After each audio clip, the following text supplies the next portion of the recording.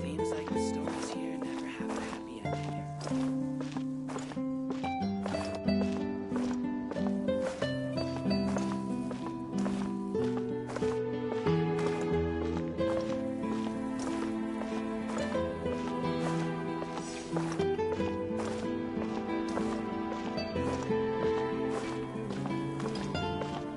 I can't wait to see how this turns out.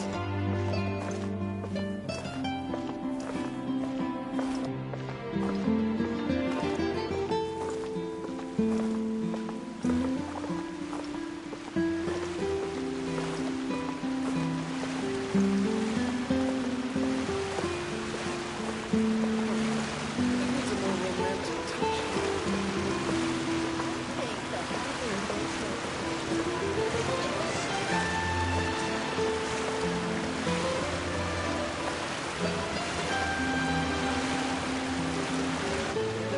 There aren't many people around anymore. Looks like that boat we took to Araneas might have been the last one.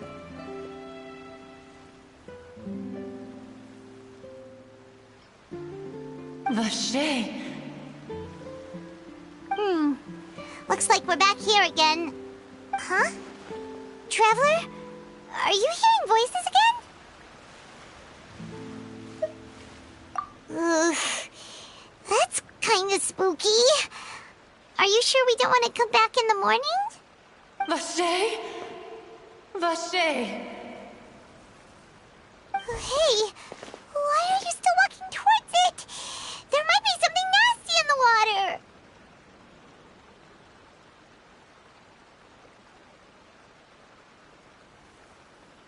Huh? Hang on. Paimon can kinda hear a voice. It's calling for Vache, right? Hey, traveler? Stop walking! Come on, wake up!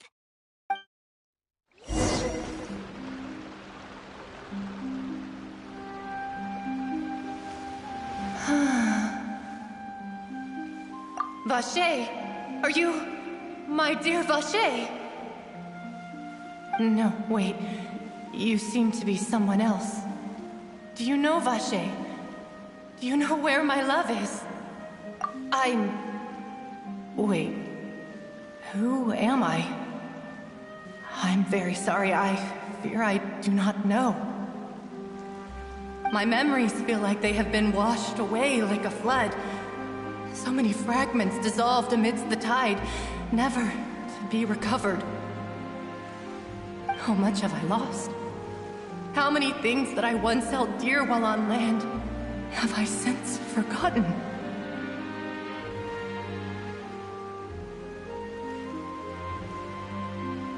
Yes, that is what I was once.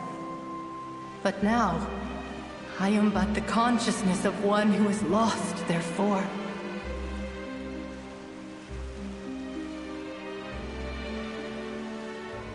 I do not know how I came to be like this either. I only vaguely remember being covered in light blue water, and then all grew dim.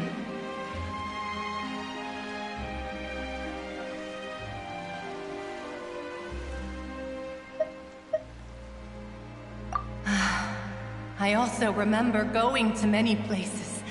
I loved adventure, loved exploring places of peril. No matter where I went, Vache would go with me. I knew how dearly he loved me, and I also loved him equally as much.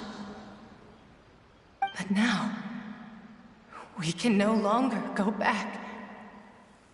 The pain of such parting, I never knew how heavy it could be.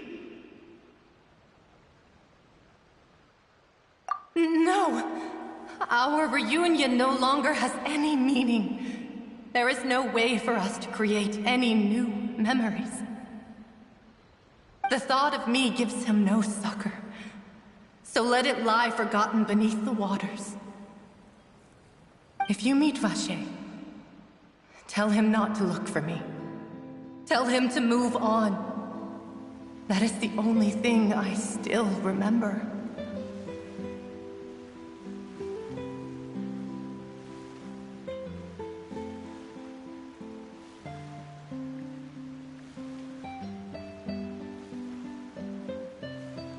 Perhaps that is so. As I was submerged in the waters, losing consciousness, I saw Vacher above the surface. His eyes were filled with such sorrow, such longing. If only I could have comforted him, told him that I did not suffer. Indeed, I had felt a great warmth.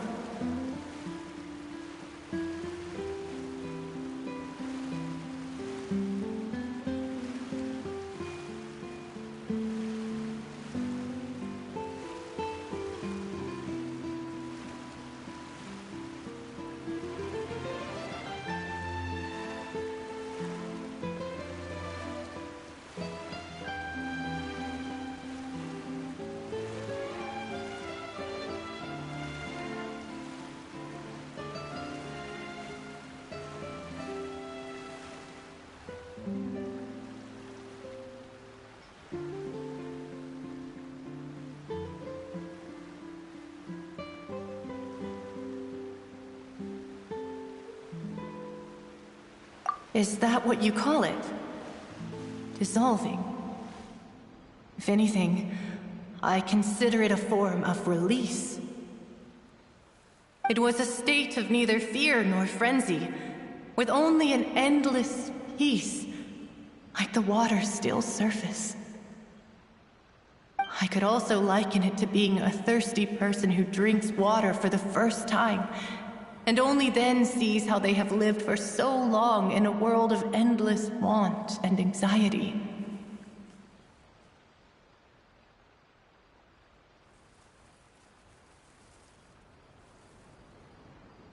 I think I hear your companion.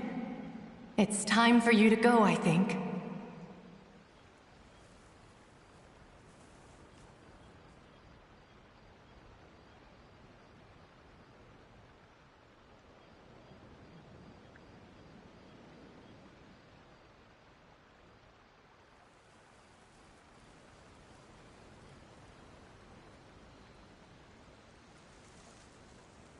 Farewell, then. I am glad that you were able to sense my presence. Remember, if you see Vacher, tell him not to seek me out any longer.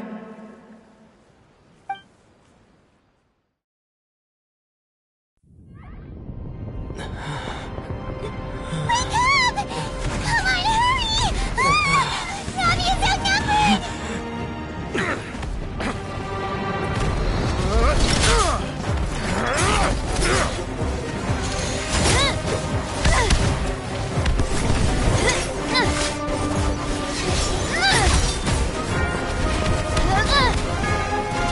Demoiselle, look out!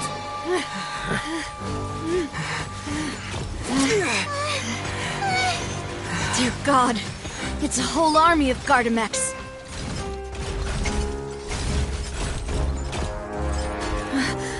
Chlorand?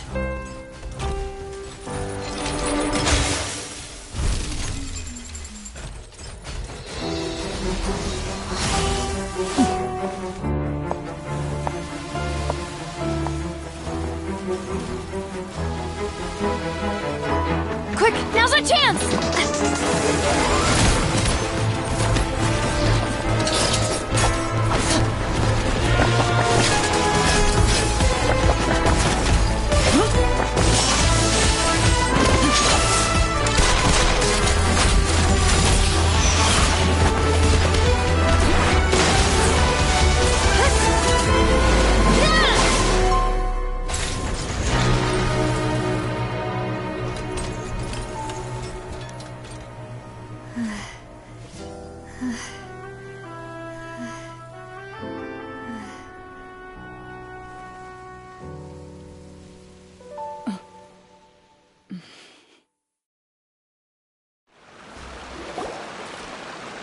I should thank you for lending us your sword there, Clarand.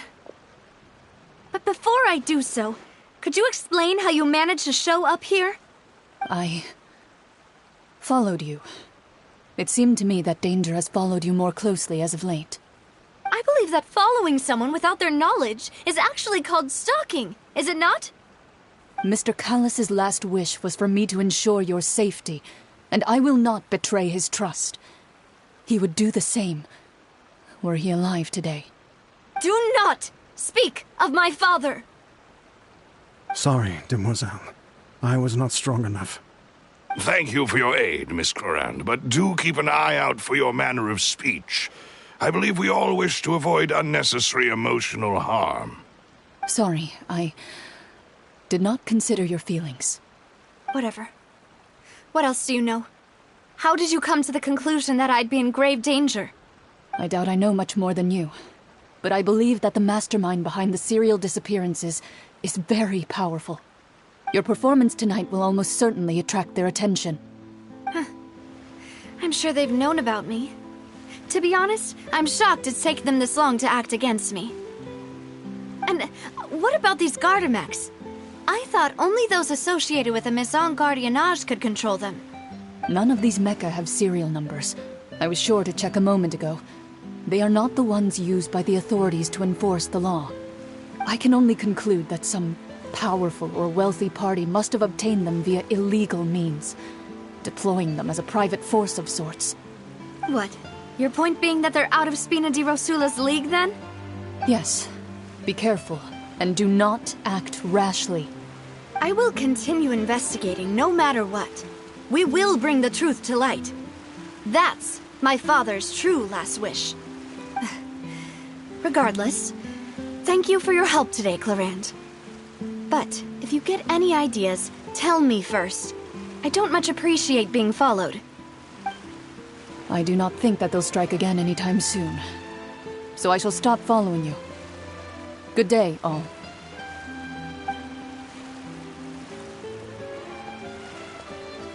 Right. I suppose that's the best news we've gotten today. Demoiselle, I believe that Miss Clarand was being sincere with you. If we tried, we could attempt to thaw relations a little. I know, she's... Oh, thank goodness! Paimon thought we were done for! Those Gardamex came out of nowhere while you were unconscious, and Nadia and her gang saved us! Oh, and there was that champion duelist named Clarand who came out to save us too! We got lucky there. Paimon probably couldn't have fought them off otherwise. Oh, come now. Forget all that polite talk. That wasn't really a farewell meal we had back there. Not for me, anyway. In truth, I hope that every meal we have together shall be a victory feast. As such, we're still partners. There's no need to thank me. It will take 50 years for me to match Demoiselle's magnanimity. If it were me, I would have joined the Spina di Rosula on account of her goodwill long ago. All right, you two. That's enough. Actually, Navia, how did you know that we were in danger? You sure did show up in the nick of time. Well, to be honest, you're the one who tipped us off, Paimon. Huh?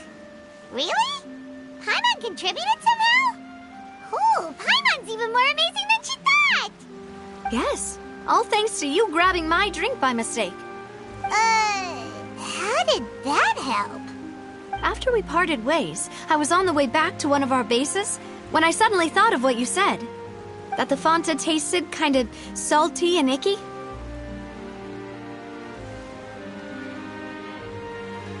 Fanta only comes in sweet flavors, so how could it have tasted salty? The color of the drink, if I recall, had also been a bit off. So the Fanta had been spiked with water from the primordial sea? Yes. So, if you hadn't drunk that cup for me...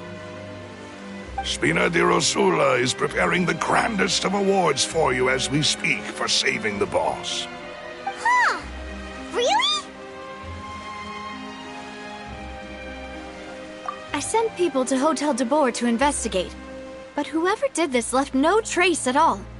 That's when I figured out that you might be in danger and hurried here as quickly as I could. But why would they go after us too? All we did was defend Lenny in court and help clear his name. Ugh, now we're caught up in this mess too, aren't we? Well, you did foil a plan that they were probably pretty proud of, and almost got their name in the process. Speaking of which, did anything strange happen when you drank the primordial seawater? Well, it can't be a coincidence that the traveler fainted just now. He said that he heard that voice calling for Vache again. Oh, and this time Paimon heard it too, but it was real faint. Does this situation have to do with the primordial seawater then? Does that mean the primordial seawater raises someone's sensitivity to hydro when it's used on people who are not from Fontaine? That doesn't sound like too much of a bad thing, to be honest. New intel? While you were out cold? Well, let's hear it, shall we? Oh, that is important. Vache. That name doesn't ring a bell. I suppose he hasn't stepped forward as a witness in court lately. Since he saw that young woman dissolve, he was at least at the crime scene. But he never gave testimony or any information regarding people dissolving in the primordial seawater. Could he have been threatened? Yes, thank you. This is very important information indeed. We will continue to investigate. Oh, you mean you'll help us investigate? Well, you did say that our farewell meal didn't really count. That means we're still partners, right? And besides, we're in this now whether we like it or not. You're not gonna let those people who targeted us get off the hook so easily, are you, Traveler? Demoiselle, do try not to look quite so pleased. You are the face of Spina di Rosula, after all. You talk too much. Well, in that case, let's head back to one of our bases, shall we? I'll arrange accommodations for you. We also have some plans to go over, and hopefully we can deepen our bonds as partners. But we'll take that one step at a time, I guess. Don't worry, you two. With us around, our base is definitely secure.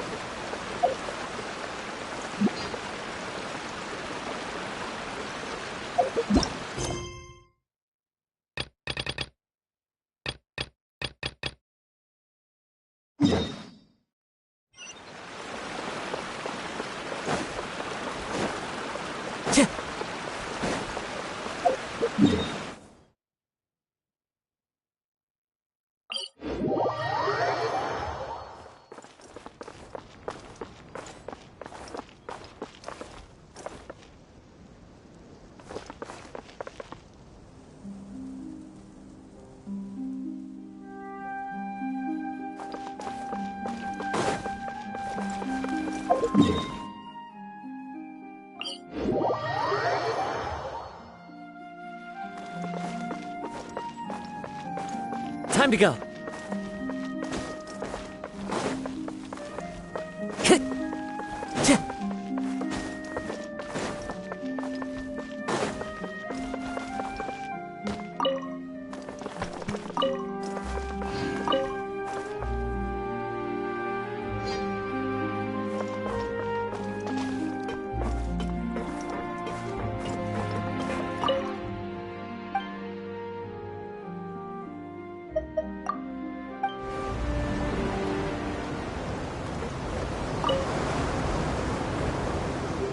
Welcome to the Navia line. This journey will be returning to the court of Fontaine. I am Elfan, your tour guide for this trip. But I hope you won't mind if my commentary fails to do justice to the majestic views before your eyes. Anyway, the destination of this tour is the capital city of this nation, the court of Fontaine. Even the critic who once compared the city to a cage of stone and steel could not deny its aesthetic appeal.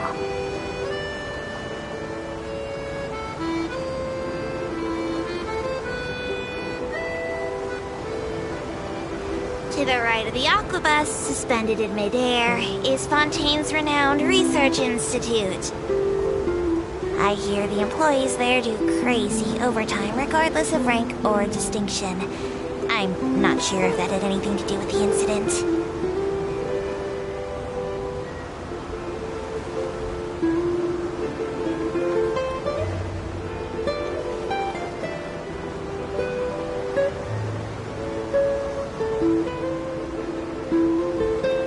Excellent. We've reached the terminal station. Please prepare to disembark.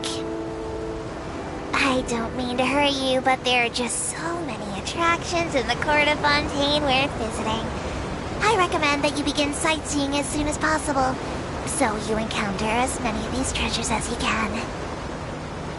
As for me, I might use this opportunity for a rest. Maybe I'll go to our ways for a cup of coffee. Even tour guides need a pick-me-up now and then.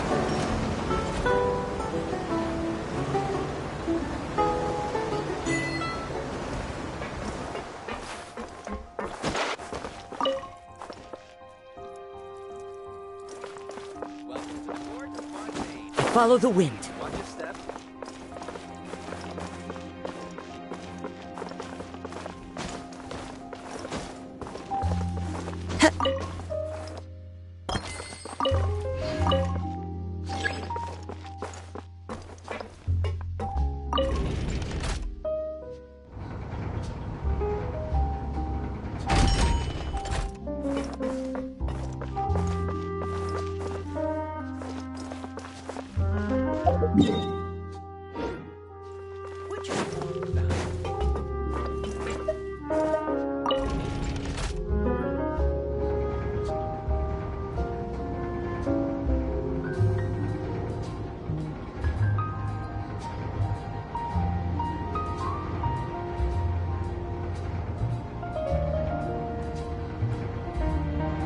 There are leaves around, and I know just the tune to accompany them, if you wish to hear it.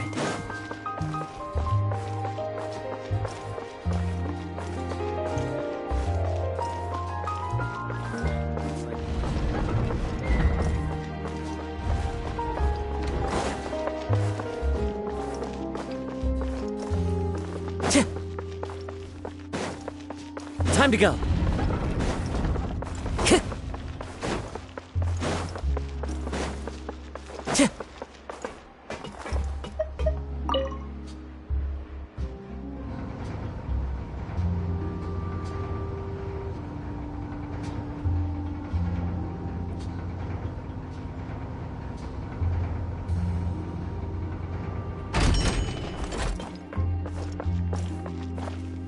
Welcome to the Court of Fontaine.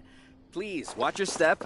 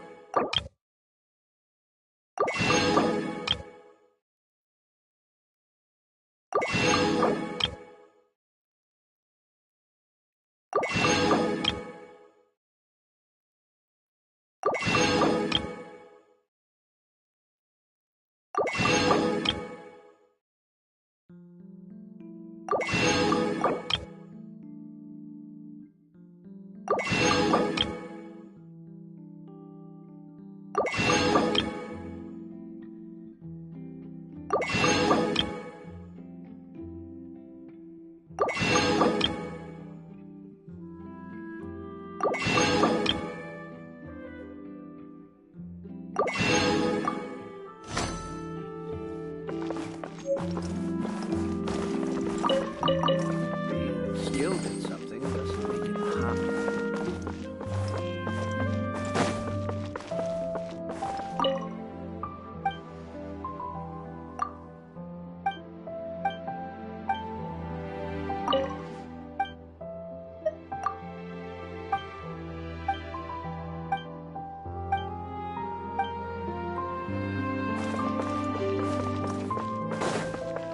Time to go.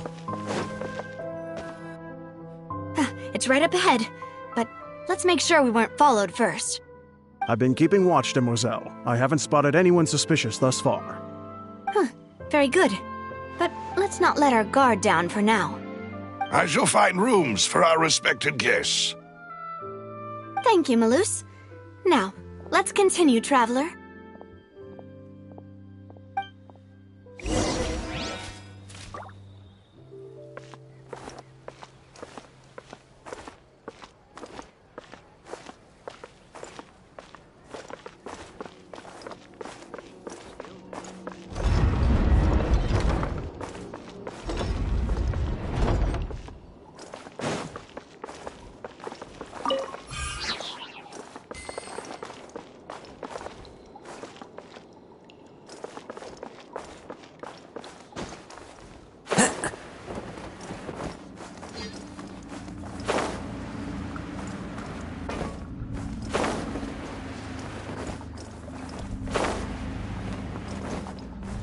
Follow the wind.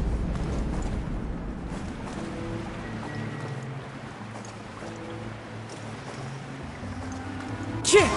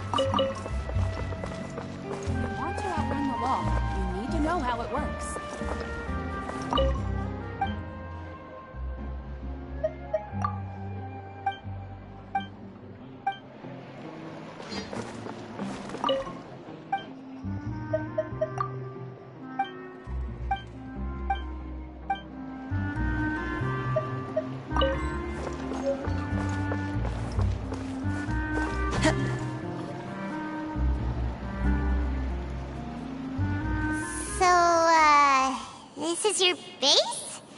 It's not quite what Paimon imagined. Your accommodations have been arranged. Under the present circumstances, I can confidently say it's the best we have. Well, our funds have been a little tight lately. After all, we don't allow illegal or unethical profiteering. In fact, our funds often come from citizenry who support us. Seems like it's tough times for everyone. But if you have the support of the people, that does sound like it's worth it. To be honest, our financial situation was a lot better back when my father was in charge a few years ago. I'm afraid I'm not quite his equal. Your father... he was the previous boss of Spina di Rosula, right? How did he... Demoiselle, if you'll allow me to explain. No. I'll explain it myself. I suppose I couldn't run from this topic forever. And as partners, this is something I hope they can understand. My father's name is Callus. Yes, the same one they call Callus the Unfaithful in the streets. 3 years ago, he was accused of murdering his own friend. But he chose a duel to defend his honor instead of standing trial. He died in the duelist's ring. Oh no. But I do not believe my father was a murderer. I'm sure he was set up.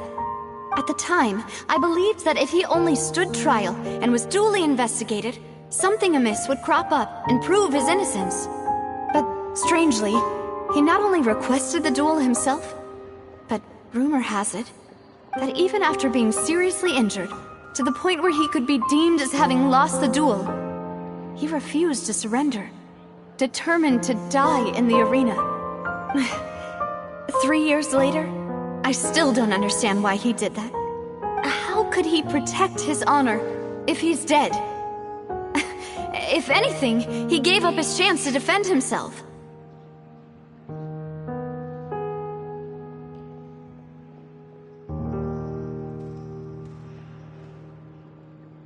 The closest piece of info I have is that my father had been investigating the serial disappearances case at the time of his death. Ah, so that's why you're so determined to get to the bottom of that case. That's right. I've also tried to investigate the murder my father was implicated in, but I haven't found a single new clue in my countless reviews of the investigation records.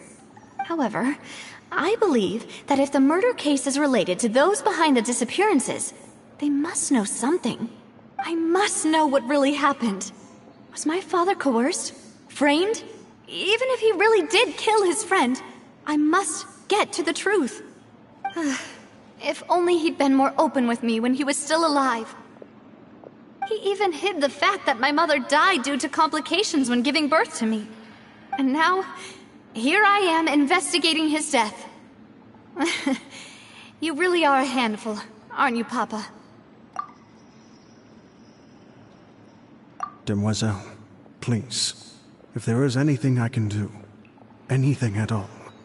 I also will never believe that Master Callus murdered anyone. There are none whom I respect more than the two of you, Demoiselle. Master Callus did so much good in life, yet all it took was one murder case for him to be dubbed Callus the Unfaithful. Even our supporters decreased greatly due to that incident, hence our strained finances at present. Wait, if Callus was such a good man, wouldn't people at least be a little suspicious when he was accused? No. Perhaps people just revel in that kind of drama. It's not something exclusive to people from Fontaine, really. Everyone's like that. People love watching the evil turn over a new leaf, but they also enjoy watching good people fall into an abyss from one slip-up just as much. But how could... never mind. If Callus was really falsely accused, we have to find the truth.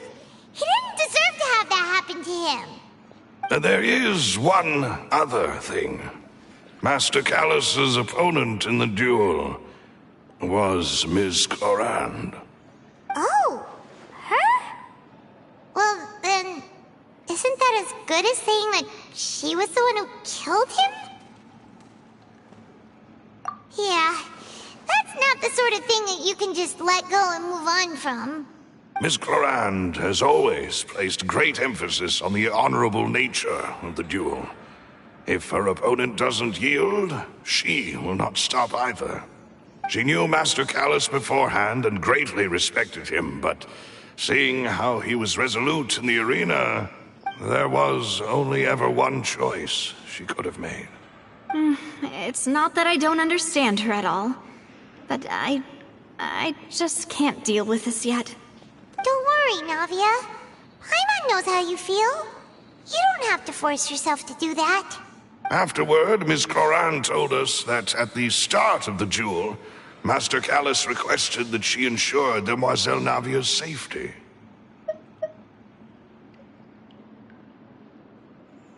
Yes, that is our understanding as well. Oh, Papa. What madness drove you to ask the person who killed you to take care of me? All right, anyway, that's the information I wanted to share with you. Even if it did sound like I was just complaining towards the end. Thanks. You too? Yeah. Please, relax and get some sleep.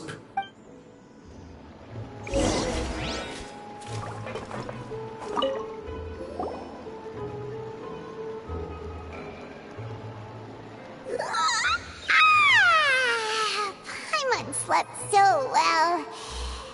This place feels almost too safe. Huh? Navia? Where did the other two go? I sent them back to Poisson. It's Spina de Rosula's place of origin, and where we have our headquarters. There's not much for them to do here at the moment. Paimon gets the feeling that you're just trying to get them off your back. But never mind that. When did you get back? Were you waiting here the whole time? No, I just returned after going out for a while. I did some investigating yesterday regarding the name Vacher. Wait, So you didn't sleep at all? How could I after having such critical new evidence appear? Guess Paimon wasn't speaking for everyone just now, huh? Unfortunately, this name seems to have been wiped from existence. It doesn't seem to have a match anywhere. I suspect that those behind this have already taken steps to hinder an investigation from this angle. But that does prove that this Vache person is a key witness in the incident. Does that mean we're too late, though? No. There is one ray of hope. One place in Fontaine that they would find almost impossible to threaten, no matter how much they wanted to. And that is the archives kept by Chief Justice Nugget. A place where detailed files on all the cases in recent years are kept. If the Oceanette you met is one of the young women who went missing recently, we should be able to find some related information there. So Nervalette maintains an archive of case files? Whew. Guess that's the hard-working Chief Justice for you. In that case, let's go talk to him, shall we? Aren't you coming along, Navia? Did you get tired? No, it's nothing. Let's go see the Honorable Chief Justice.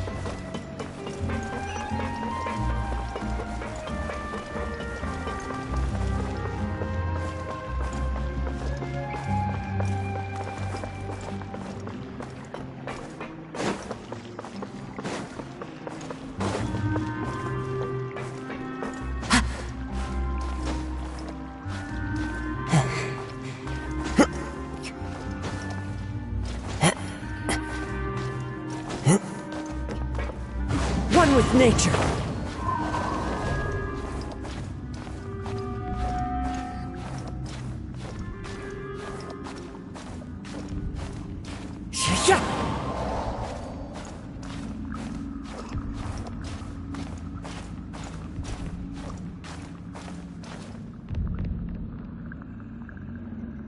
Into the wind.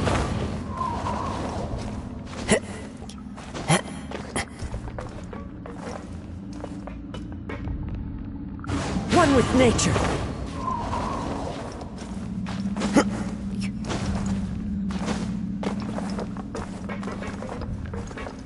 Into the wind.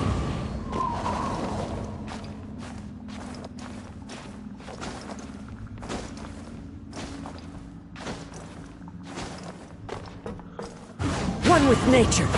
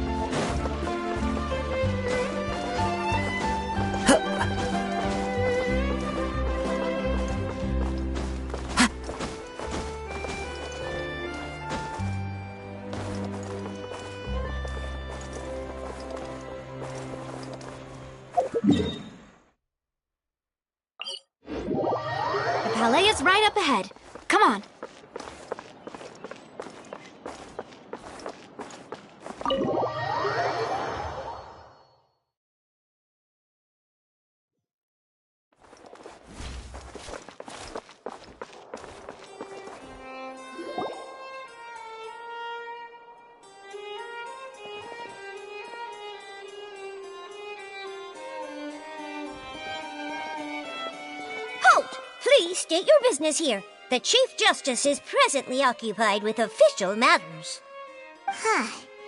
This place does look pretty heavily guarded. Guess that proves that Nervalet's files are really secure. Hey, don't you recognize us? Huh? Who are you? Just to be clear, I don't care who you are or who you might be related to. Our rules make no exceptions. See? They've got great discipline, too. Yep. Paimon can tell. If you're here just to crack jokes, I can point you towards the exit. Unlike some, we're busy, so please leave if you don't have a reason to be here. No. What I meant to say is, shouldn't you remember us from a few days ago? We were at the trial of the great magician Linny. Oh, yes, I remember. I read about it in the Steambird. You must be Linny's attorneys. It's all coming back to me now. We're here today to report and archive some information on a follow-up case. Huh. Is that even a thing? Of course. Don't worry. We're here on official business. You can trust us. All right then, I'll let you through. The Chief Justice is just inside. Thanks so much.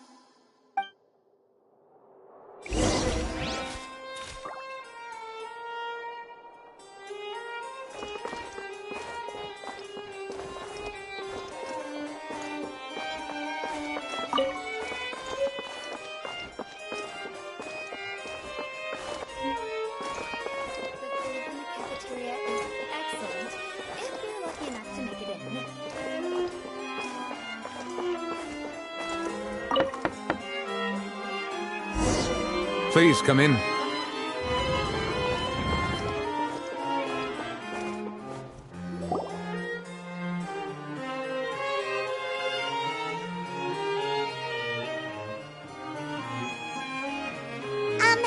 Sorry to barge in, Monsieur Nervalet.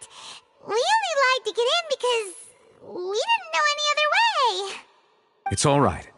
Please let me know how I may be of assistance to you. So you're not mad at us? We're looking for a man called Vacher. He may have been an eyewitness in the serial disappearances case. If we can find him, we may be able to unearth some key information on the case. Ah, I see. In that case, please wait here a moment while I browse through the files.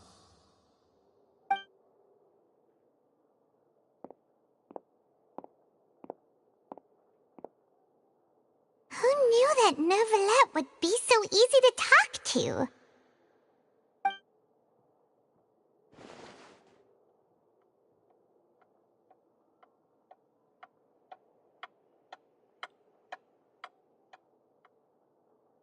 Unfortunately, I'm quite certain that no one by the name of Vacher has been involved in any case, criminal or civil, in the past several years.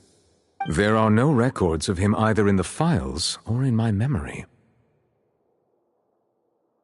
Traveler, what if it was really just a dream? Is that so? All right then. Thank you so much, Monsieur Neuvillette. We'll take our leave now.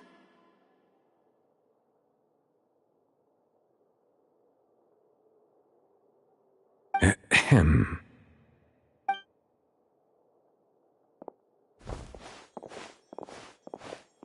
Miss Navia, I can understand how you feel. Your father, Callus, was a truly exceptional man. We deeply regret his passing.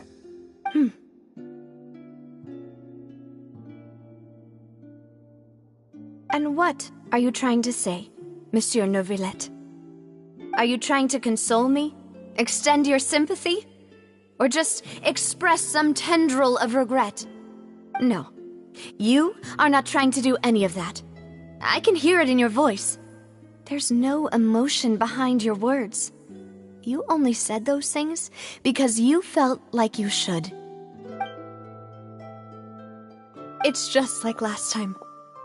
After my father took his place in the duelist ring, I pushed through the guards to talk to you as a last resort. You even told me then that you thought there was something fishy with the case, yet you still allowed the duel to go ahead.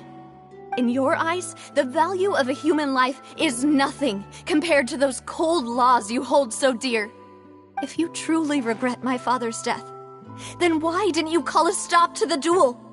Why didn't you give me the power to stop him from throwing his life away? Why did you just let him die, despised and hated by all? Everything was hanging on a thread at that moment. Just the tiniest effort could have changed everything. There are still so many things I never got to tell him. So many questions he still owes me answers to. If you really have no heart, then just look me in the eyes. I, Navia, will show you the true meaning of regret. I'm sorry, Miss Navia. You and my father are truly alike. You keep all kinds of things in your heart and never say a word to anyone. It's not so much that you can't feel, but that you would never express anything. Oh well. In any case, everyone already knows full well the apathy of the Chief Justice.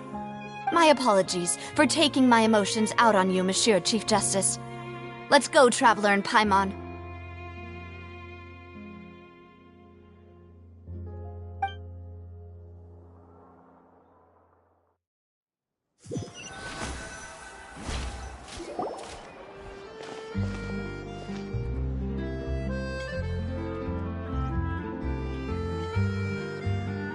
Navia, are you okay? I'm fine. Rain. It's raining. You're right. Wasn't it still sunny when we went into the building? And there shouldn't be any active trials today. How strange. Now that I think of it, on the day my father was convicted of murder, it was also raining. What is it? Did you think of something? Yeah, he was outside. It was uncovered and the rain could fall there. Why? Do you think the rain could have affected the crime scene? That thought has occurred to us before. We've even expanded the search area to try to account for that, but didn't find anything of value. Oh? Wait. You don't mean... So you're saying that the true murderer could have been turned into water and then got washed away with the rain? Yeah, and if that's what had happened, then no one would have believed your dad, even if he explained what he saw to the authorities.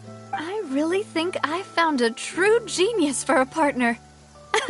You're completely right. How did I not connect the dots earlier? All right, let's go to Poisson. With this new lead in mind, we'll get to the bottom of my father's case for sure. Yeah, we're gonna make progress for sure this time. Do you want to go with me now? Or do you want to head over by yourself later?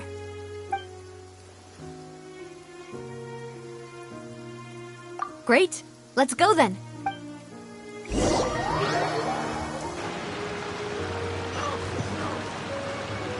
Clear weather all around brightens the heart.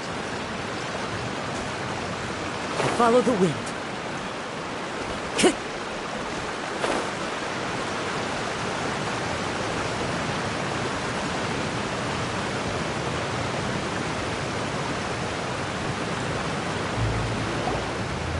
Whoa, what a huge ship! Why would a ship be anchored at a place like this? There's no need to be so surprised. While it may look like a ship, it's actually Spina di Rosula's headquarters. My father was the one who asked for it to be built like this. Perhaps our taste in exterior design is the only thing we occasionally had in common. A gigantic and glamorous ship embodies discovery, opportunity, ambition, and conquest. It symbolizes Spina di Rosula's bright and limitless future. And Paimon thought you were bluffing when you said Spina di Rosula had a glorious past. Paimon was confused why a group with such a history would live in the sewers.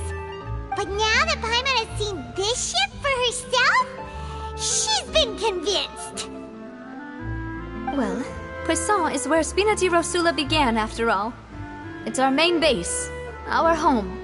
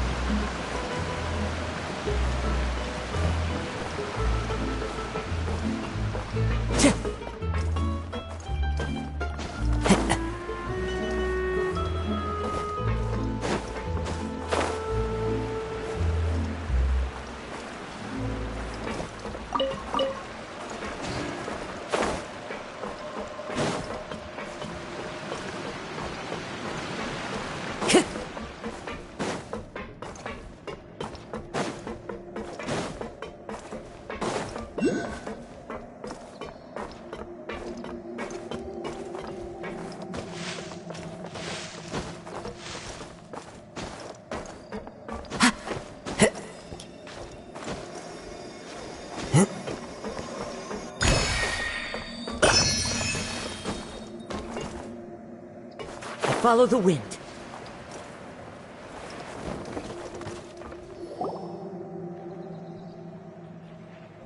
Melus, we're back!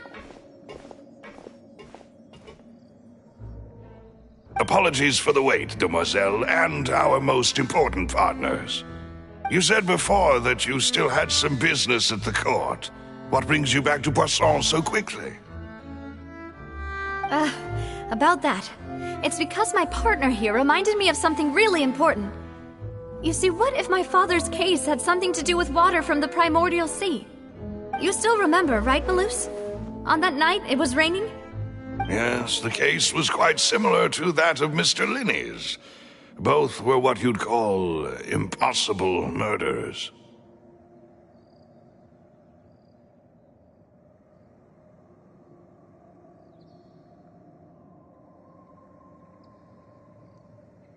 Could you tell us a bit more about what happened before? Yeah, of course. Many years ago, something called synth began to gain popularity in Poisson. At a glance, it was a kind of drink that could excite your mood and produce many pleasant hallucinations. Wait! Didn't that guard guy who turned into water also mention that the primordial water could be used to produce some kind of potion? Yes, he did. Considering what we know now, it's almost certain that synth is created using water from the primordial sea. If you drink synth for an extended amount of time, and if you were to stop drinking it completely, you'll experience flashes of paranoia and anxiety while lacking energy to do anything.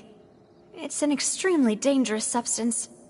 As he oversaw Poisson, my father was compelled to put a stop to synth abuse, and called— Boss's uncompromising attitude incurred the synth vendor's wrath, but no matter how much they threatened or bribed him, he refused to yield. Not only that, Boss became determined to find the mastermind behind the synth operation and put an end to the problem once and for all. Yes, but the enemy was very cunning. So he could never get anything out of the dealers, all of whom only sold the stuff and weren't privy to the rest of the operation. Recognizing that, my father decided to contact the dealers in secret and cultivate personal relationships with them.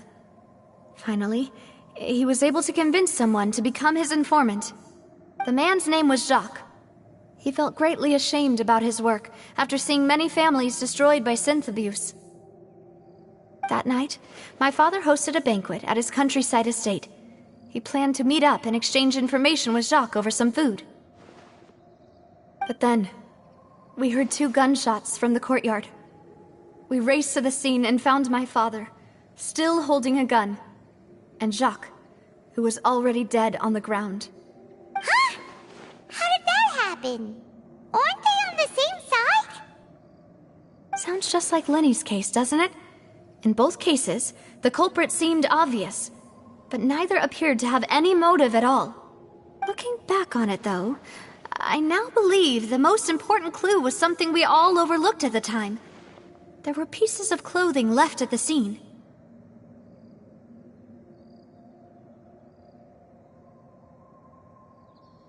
Precisely. It's all thanks to you that I made the connection now. Back then, we all just thought they were some costumes that Jacques used to disguise himself at the banquet. But, considering it now, it's almost certain that they belong to a third person at the scene. With one extra person, we'll also need to reconsider why the 2 shots were fired.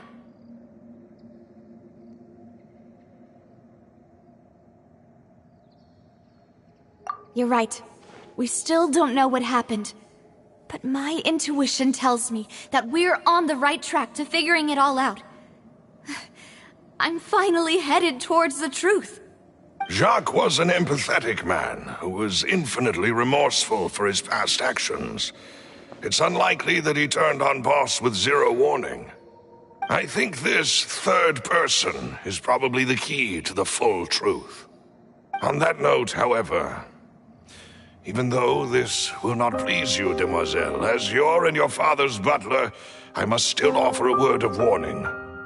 Our opponent is insidious and cruel. They are extremely difficult to deal with, and Boss has already lost his life trying to bring them to justice.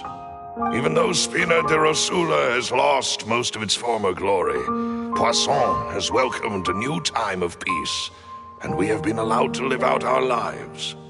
There is no need to follow your father's path. It would be both wise and in line with Boss's wishes to step back and give up on the case. If that's indeed what he wished for, then he should have told me that himself. Was I not the closest person to him? And yet, I was the one most kept in the dark. What was the point of him dying without sharing any of the secrets he knew? Did he manage to protect anything in the end? Synth is still here. Callus the Unfaithful is still his epithet. And Spina di Rosula is barely getting by. Nothing has changed. Did he think I'd just accept his meaningless death and live out my life just as meaninglessly? I've never accepted that. Ever. Not since that day, and certainly not now. I want to find out the real answer for everyone's sake. For the missing girls, for the victims, and for myself. Navia. This is indeed the best moment to act. Your partner appears to be quite reliable, and more importantly, demoiselle, I think you're also ready to take this on. So you do know something else, Malouse? Yes, I do. In fact, even before that banquet, Boss already knew of the connection between Synth and the serial disappearances case. But what drove all the tensions to the boiling point was the revelation that you, demoiselle, had been selected as the next target to disappear. What? Boss also didn't tell you that he had been diagnosed with a rare illness. The doctors told him that he had no more than 5 years left to live, and the serial disappearances case caused him great anxiety. 5 years was nowhere near enough time to resolve this long-standing conflict, but once he passed away, all the danger would pass on to you. Knowing all of this, he decided to use one final intimidation tactic before his death. He claimed to have already gotten his hands on some key incriminating evidence for the other side, and even told some members of Spina de Rosula about the details. But as long as you remained safe, he would not share the evidence with the public. If something were to happen to you, then he and all those he told would immediately expose all they knew about Synth and the disappeared victims. Right, so nobody would be able to get off scot-free. As we've seen, Boss's tactic has worked. Even though Boss has been gone for a long time, the other side has not tried to take Demoiselle's life. No, I don't believe it. He never appeared to look sick to me. No father wants their daughter to see them weak and haggard, especially someone as proud as Boss. To him, dying in a duel and suffering lasting dishonor as the Unfaithful were still far preferable than losing face in front of his daughter. So he chose to die in silence, so that he could protect me. I'm afraid you're not understanding this correctly, demoiselle. What Boss wanted to hand to you was not a parasol, but a sword. If Boss's spirit could hear you telling me that you want to find the answer for the sake of everyone involved, I'm sure he'd be extremely proud. That fool. Couldn't he have just given it to me straight? No. He might have set up everything precisely because he never thought I'd be able to understand him. Is that the amount of confidence he had in me? And what if I was never able to make it to where I am now?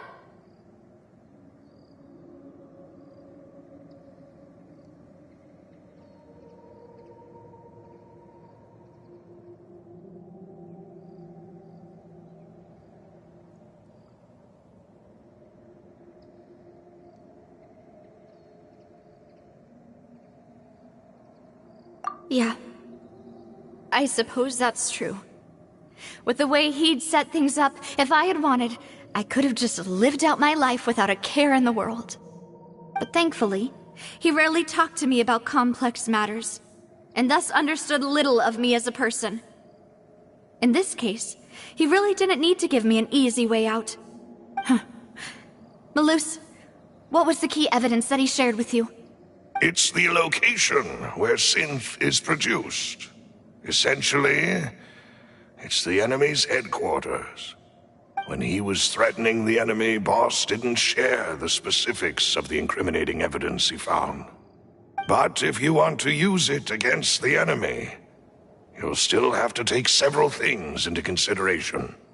Why? If we know where the place is, can't we just go storming in? You mustn't forget that we're fighting against a mysterious and dangerous organization that's been in operation for decades. There's no telling what might be lying in wait at their headquarters. We also have no idea what kind of evidence we may be able to find inside, nor what people we may be able to capture. But a single visit to their headquarters would be tantamount to a formal declaration of war. The worst case would be that we leave empty-handed, but also open ourselves up to full retaliation.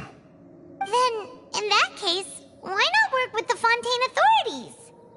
Well, you saw one of them dissolve during Mr. Linney's case. We have no idea just how thoroughly they may have been infiltrated. Huh. That's true. Seems my father really had no choice. But things are different now. It should be a lot easier to prove the other side's guilt, now that we've connected Synth with the disappearances case. You sound like you've put a lot of thought into this, Malus. I am the butler, after all. I live but to serve the boss and Demoiselle's will. I've always been willing to take on any kind of risk for your sake. But considering my relative lack of ability, I've spent my time keeping secrets, performing basic investigations, and waiting for the right time to come. Thank you for all of that, Malus. Have you discovered anything new in the past few years? Let me think. One conclusion I came to was that the enemy must be quite familiar with Spina di Rosula, or at least have an informant planted here. When I announced orders to the organization's members on Demoiselle's behalf, I used to deliberately keep a few people in the dark and observe the reactions of the synth vendors. If the vendors didn't change their plans, then the individuals informed of our orders must be innocent. If the vendors packed up and fled, however, then someone must have given them the news. After several rounds of testing and investigative tracing, I've narrowed the suspect list down to 3 people. The first is Florent, Spina di Rosula's senior advisor. Huh? Florent? Yes, surprising, isn't it? He was one of the people Boss trusted the most, which also means that he was someone who understood Boss really well. Thanks to his position within Boss's innermost circle, he always knew our upcoming plans and could thus avoid capture this whole time. There's someone else like him too. Marcel, the head of Confrérie of Cabrières. Uncle Marcel.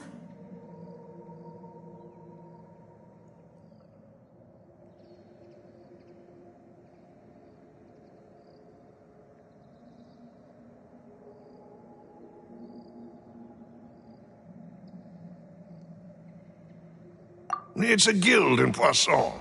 A boss helped it to grow to its current size and prominence. In the beginning, they were only reselling some daily goods, but now they're one of the richest guilds around, with a lot of business connections in the city. So, they're like a sister organization of Spina di Rosula? Yes, you can say that. When we were fighting against the synth dealers, they provided us with plenty of support. It's a bit difficult to imagine someone using their own money to hunt down themselves. The final suspect is Thierry, the man responsible for coordinating information between Spina di Rosula and the guards. Although the guards mostly leave us to our own devices, there are still many activities we have to report to the local authorities. Since Thierry is always in the know about our current activities, he could theoretically always plan one step ahead. I see. These are all people who I communicate with quite regularly. To think that the enemy we've been fighting against has been right next to me all along, among those I trust the most. It's almost too hard to believe. If you want to investigate them, please take every precaution to not alert the quarry. Judging from our experience, the enemy is extremely cautious. Of course. And thank you, Malus. You've provided us with a lot of great information. You're too kind, my lady. I'm just doing my duty. And before I forget, proving Boss's innocence would also mean clearing him of blame in Jacques' death.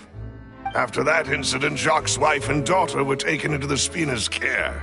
They still live in Poisson today.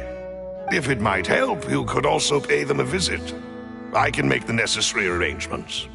Aw, thank you so much, Malus. You really are the best. A new case awaits, my dear partner.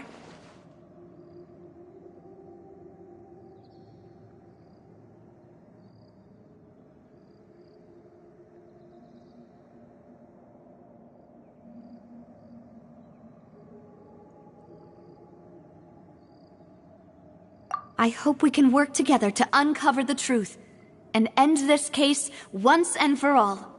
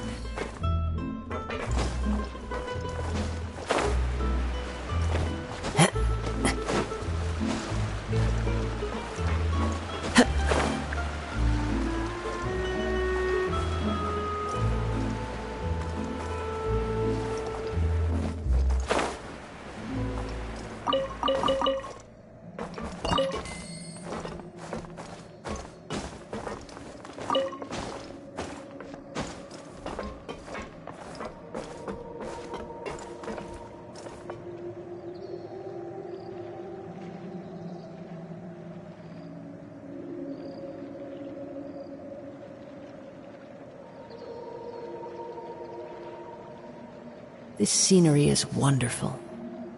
surely enough to convince anyone to become a wanderer.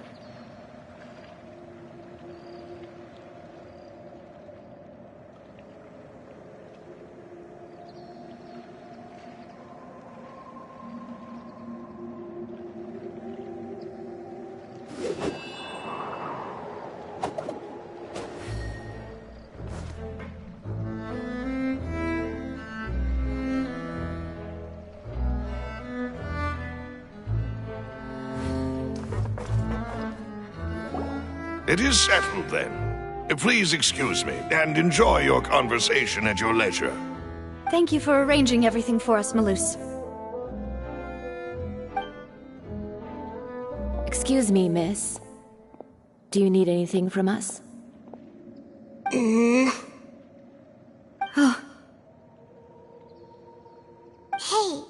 Navia's all quiet. This isn't like her at all. I'm sorry that I only came to visit after all this time.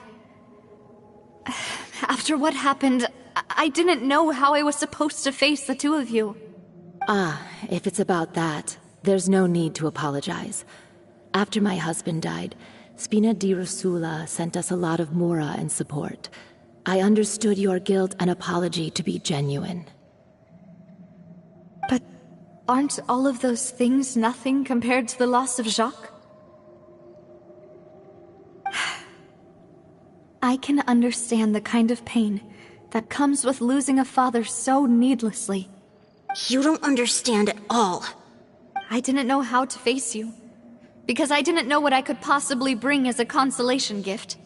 I know only the full truth could bring closure to you, and to all of us. I'm sorry. I appreciate the sentiment, but you don't have to carry all that guilt. On the matter regarding my husband, my daughter and I have more or less found our answer already. Would you mind sharing it with me? I really can't believe that my father could ever bring himself to shoot Jacques. I always knew that my husband's money was earned through others' suffering. He told me countless times that if he could turn back the clock, he would never go into the synth business again. He had many regrets, and felt that he took the idea of providing for his family too literally. For the longest time, he thought Mora was everything. So when Mr. Callis came to him with a proposal, he accepted it almost immediately. He tried to be as careful as he could, but even so, he was still found out by the higher-ups. They found out about his betrayal? Papa didn't say that exactly, but Papa did tell me that I should never be ungrateful. Before he left that day, he told me that he had no choice. It was only later that I realized it was his final farewell to the two of us.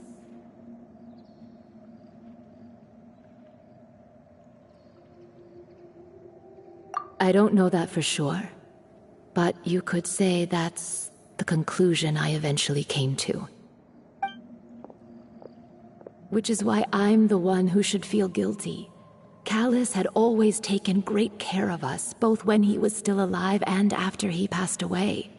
Even if he fired the shot that killed my husband, it was likely in self-defense.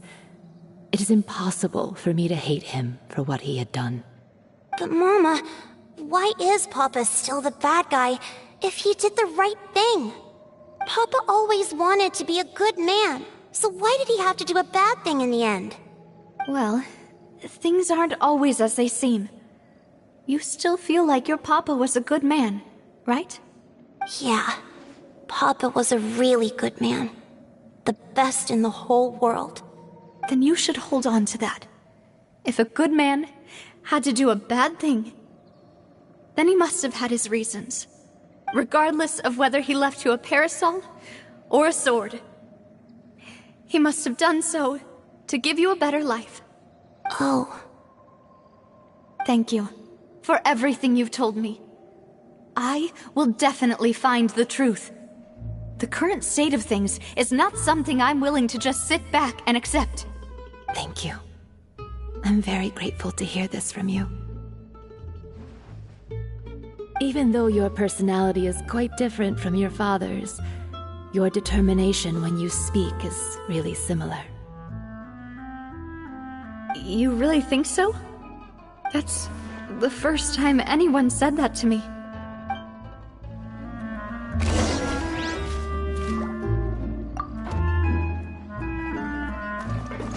Are you okay, Nadia?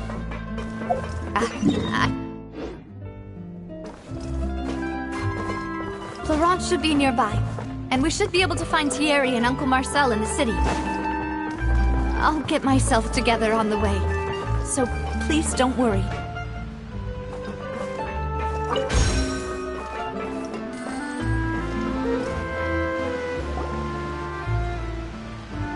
Greetings, boss.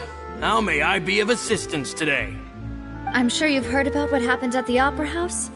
Someone got turned into water right in front of us. Yeah, I've heard. With something that dramatic, I'm sure journalists will milk it for all it's worth. And it'll be all the talk for the next several weeks. It also reminded me, on the day that the incident happened with my father, it was raining outside, and we found some clothes left at the scene. After my partner here put the dots together for me, I feel like we should try to... Can you do me a favor and try to Let me think. Mr. Callis was feeling pretty upbeat that day. So he was drinking and bantering away with us at the table. After that, he told us that he wanted to go get some fresh air. So we let him go without thinking much of it. Who knew that we would hear 2 gunshots ring out right after? My first reaction was that Mr. Callis's life was in danger. So I grabbed my holster and made a mad dash toward the scene. But when I got there, it was already too late.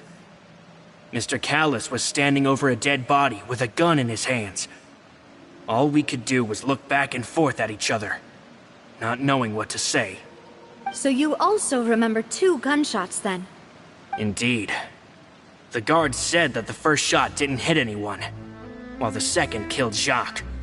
But I've never really bought that explanation. Reason being, Mr. Callis had left his gun on the table. I even made sure to confirm that before running to the scene. But according to the guards, that doesn't mean he couldn't have had other guns on his person. About the clothes left at the scene that you mentioned, do you think there was a third person there who was turned into water? At least from our perspective, my father had no reason to kill. So he would also have no reason to bring an extra gun with him. The gun he was holding probably belonged to Jacques, or a third person on the scene. Yeah, that makes a lot of sense. So you're saying Mr. Callis ended up with the gun because he seized it from one of the other guys? But hold on. If that's what had happened, then why didn't he share the truth with any of us? He didn't even want to face the Oratrice machine, and chose instead to prove his honor in a duel. Did he lose all faith in the courts after seeing someone dissolve right in front of his eyes? About that, Malouse told me a thing or two. So, I think I can understand why he committed to the duel. I'll tell you everything once the whole truth has been revealed. I understand. Then, I'll leave Mr. Callis's honor in your hands, boss. And if I may just say one more thing. The whole Callis the Unfaithful epithet has been a thorn in my side since the day it was invented. Many people have laughed at me for still calling him Mr. Callis, even after so many years have passed. But it was Mr. Callis's trust that allowed me to rise through the ranks of Spina di Rosula and live the life I lead today. No matter what others might say, he'll always be the man I respect the most. And he'll always be my boss. Don't worry. I will definitely find the truth. You and all our other comrades at the Spina deserve to know the truth as well.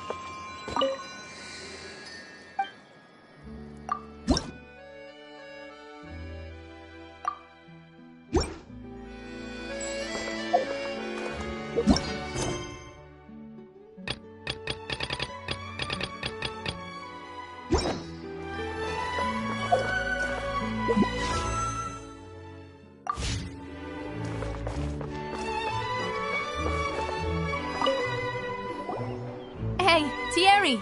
It's me! Oh, now, what brings you here, Miss Navia?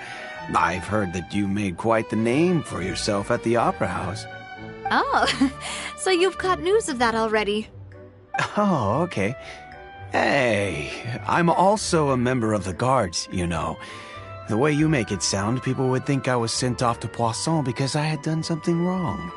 Are you sure there isn't a little bit of truth in that? Under normal circumstances, shouldn't you have been called back to the city already? I mean, where I work is really up to me. Let's just say I enjoy the ambiance of Poisson. Callis did a fantastic job running the town, building Spina di Rosula from the ground up and clearing many obstructions in my way. It would be next to impossible for me to find a similarly easy but high-paying job in the city. Anyway, enough chit-chat. Are these two friends of yours? You, here for some formal business? Yes. These two are my partners. What happened at the Opera House made us realize that Lenny's case and my father's may be related. We're trying to reinvestigate the details of my father's old case. Ah, I get it. You think there might be more to the case now that we know people can be dissolved into water, right? I was also flabbergasted when I first heard of it. If you want to go through the original files from your father's case, I can help you look for them. That'd be much appreciated. Thank you. Actually, I have another question. Do you have the authority to dispatch Gardamex? Of course. Without them, I couldn't possibly handle Poisson on my own. Why do you ask? We definitely can't use them to forcefully get more evidence for your father's case. Well, you see, just recently, we were attacked by a horde of unnumbered Gardamex in the city. So, if you hypothetically wanted to do something against me, all you would need to do is get rid of the mecha serial numbers and send them after me. Then you think too highly of my abilities. Dispatching mecha is very different from controlling them. If I had to make an analogy, when you order a dish, the chef will make it for you. You can ask the chef to cook, but not to massage your shoulders or carry your baggage. If you try to make unreasonable demands, the chef would just think you're out of your mind and ignore you completely. The same goes for me and my Gardamex. Removing a serial number is also not as easy as you might think. There are a lot of complex steps to it, and it's almost impossible to keep it a secret. So I can promise you, those mecha were definitely private units. They're certainly not cheap. So, whoever their owner is must be super rich, powerful, or both. Now that you mention it, though, being in the synth business would definitely be profitable enough to afford this. Oh, then you're officially in the clear, Thierry. Oh, well, thank you for the vote of confidence, Navia. Jokes aside, I'd like to wish you all the best with your investigation. I'll be staying in the city for a little while, so just come find me if you need any support from the guards.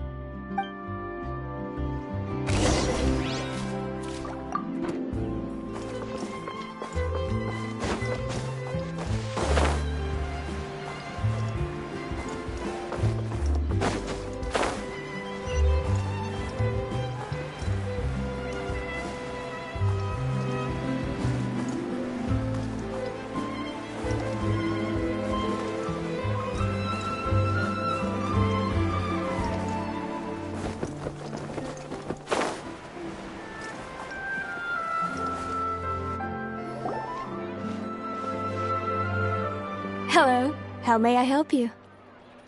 I'm here to see Marcel. Could you please let him know? You can just say Navia's looking for him. Sure. I will let him know right away.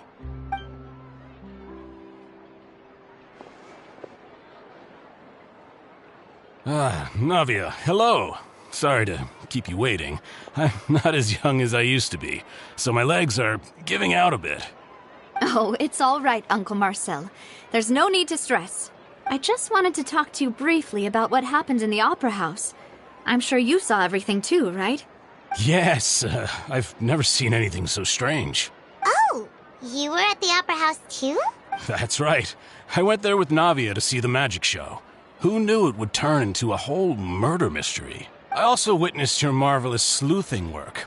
Quite impressive. To beat the Hydro Archon at her own game on her own turf, I can already imagine everyone in Fontaine discussing your exploits over a few glasses of wine. Oh, Paimon doesn't want to become the talk of drunkards. Apologies. It's just how Fontaine is as a nation. Everyone loves drama and theatrics. Uncle Marcel, you've also noticed that other thing, right? The fact that humans can dissolve in water? Yes, I was reminded of your father's case right away. Is that what you're investigating now? Exactly. I still don't have much solid proof, but I can sense that the other side has already begun to act. Oh, and what makes you say that? We were attacked on Araneus by some unnumbered Gardamex. And there was also an attempt to get me to drink water from the primordial sea. If not for the vigilance of my partner, I probably wouldn't even be here talking to you right now. Oh, you're giving us too much credit. Wasn't it you who protected us? Alas, it seems things are heating up again. The peace that Callus sought so dearly will soon become a thing of the past. But rest assured, Navia, Poisson will always remain a safe haven for you. If you're scared, you can always return there. If anyone dares to lay their hands on you there, the Confrérie of Cabrières will use its funds to the last Mora to bring them to justice. Thank you, Uncle Marcel. But I don't intend to go into hiding. I'm going to strike while the iron's hot. Do you have any new thoughts on my father's case? About that. Sorry, my age is catching up with me, so it'll take me a while to recall my memory. The Confrérie was responsible for that banquet, so I was out and about the whole time making sure things were running smoothly. I didn't even have the time to drink with the guests. Then I heard the sound of a gunshot, and the rest was history. Oh, it's okay. No need to push yourself. We'll ask around some more, see if there are any valuable clues elsewhere. Sounds good. Just let me know if you ever need Mora. All my wealth comes from Callus's patronage and support. I'll spend however much it takes to clear his name.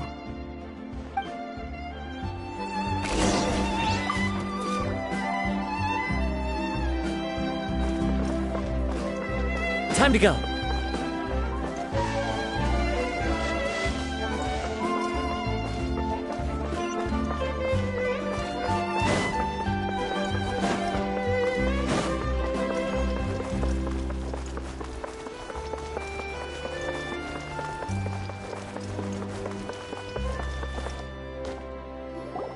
We've talked to all three suspects, purely based on their conversations with me. None of them sounded particularly suspicious. I suppose that's to be expected, though. If a single conversation's all that's needed to find them out, then my father wouldn't have needed to investigate the case for so many years. Anyway, even though we didn't make a breakthrough, let's still compile what we were able to find. But where should we start?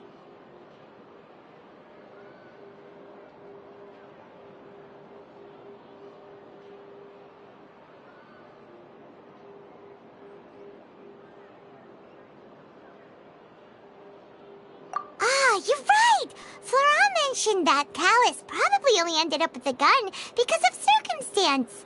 That makes sense. According to Jacques' family members, he already told them that he had been discovered, and that he had no choice before he left home that day. If I had to guess, he probably received an order from the synth boss to kill my father. Had he refused, he and his family's lives would have been forfeit. So, Jacques fired the first shot? Oh? And why is that?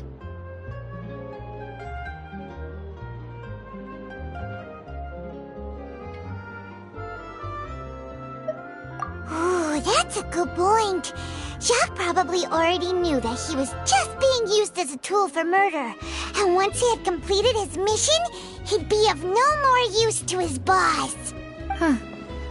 So, what would make more sense from his perspective would be to turn his back on the order and seek protection from my father. Makes sense. But without evidence, that's still just a theory. Besides Jacques, the attack from the Gardamex has been bothering me quite a bit as well. It's obvious that our enemy has become more antsy after the secret of the primordial seawater was revealed. Do you think he knew, even then, that we'd follow this lead to the end? Given everything that's happened since, it's quite possible. But who among the three suspects would have the ability to control privately owned Gardamex? Uncle Marcel? My father did really trust him. And they worked together on a large number of projects. Maybe that's how he got to know Jacques. And with funds from the Confrérie, he could also afford a large number of Gardamex. It's still really hard for me to imagine, though. After all, Uncle Marcel has been around since I was just a child. Also, wouldn't this mean he has been spending a whole lot of mora and energy to fight his own synth business?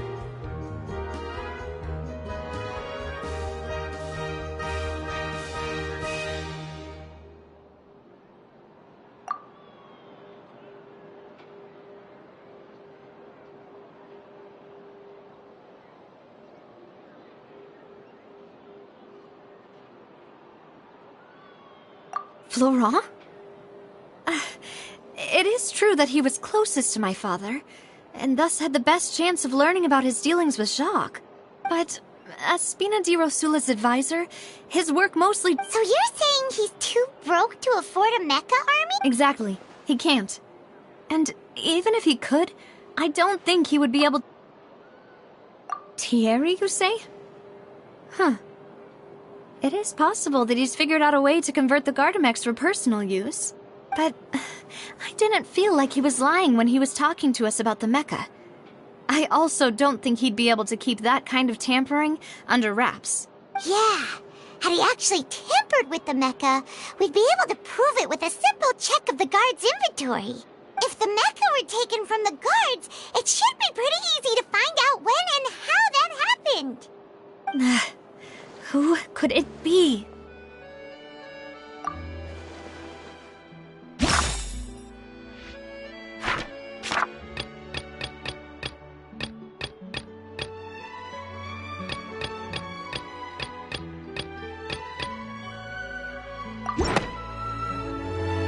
You know, if you think everything through, Uncle Marcel is indeed the most suspicious of them all. Could we be missing other suspects? Malus didn't know about the people turning into water thing when he narrowed it down to these three, did he? Malus has always been very reliable, and his judgment of others' trustworthiness has been fair and well considered. When he laid out his case for the three, the rationale he gave me made a lot of sense as well. The suspect is knowledgeable about the Spina's internal affairs, has the means to dispatch Mecha to assassinate us, and possesses significant intellect and foresight. Even if I don't want to believe it, I'm starting to see how things could all tie back to Uncle Marcel.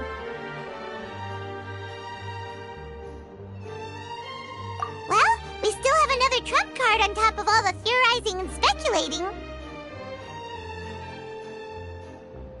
Yes, Malus did say that charging straight in there would be extremely risky. But we don't have any other options right now. We need far more solid proof before we can hope to go charging in on our enemy. Navia, here you are. Oh, I've been looking for you. Huh? Aren't you the guy from the guards?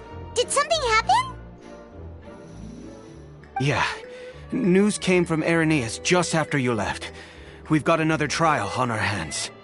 Wasn't that place built specifically for holding trials? What's so newsworthy about this one? I know. But they said the person they're putting on trial is a Fatui harbinger called Tartaglia.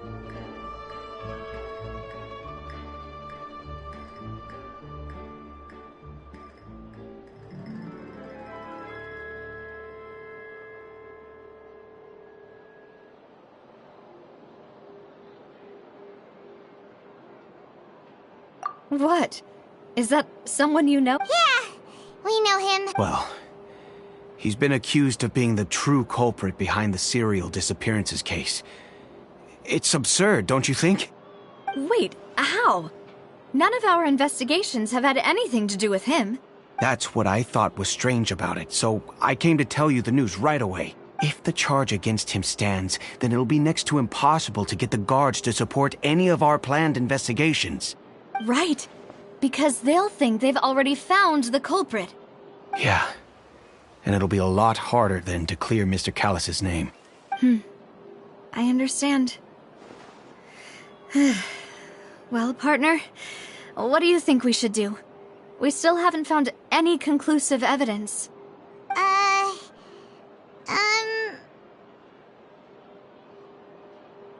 Huh? Split up? What do you mean?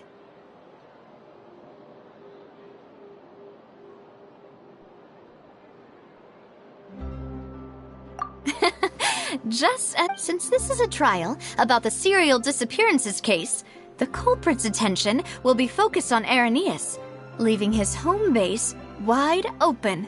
You're right. This is our best opportunity. I won't have any chance of making that charge stick, though, unless we find more evidence. It'll be up to you to make— We'll help you! Demoiselle, please allow us to accompany you. I'm ready. Ah, Malou, Silver, when did you two get here? We heard that you'll be leaving Poisson and figured that you might require our assistance. It's our hope that your confidence will be bolstered with the two of us by your side. Thank you so much.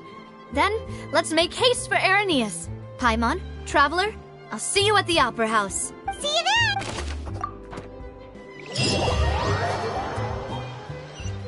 Now that Navia has set out for Irenaeus, we should also get going.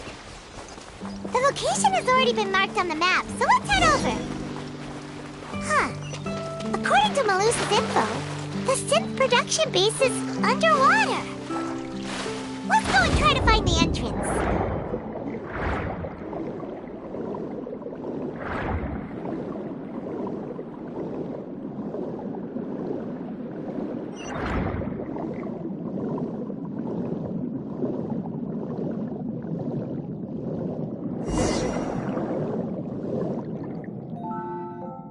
Finally found it!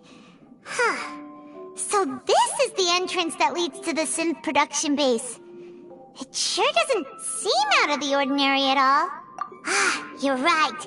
An important place like this is bound to have a ton of protective measures and mechanisms. Navia's probably arguing up a storm right now to stall for us.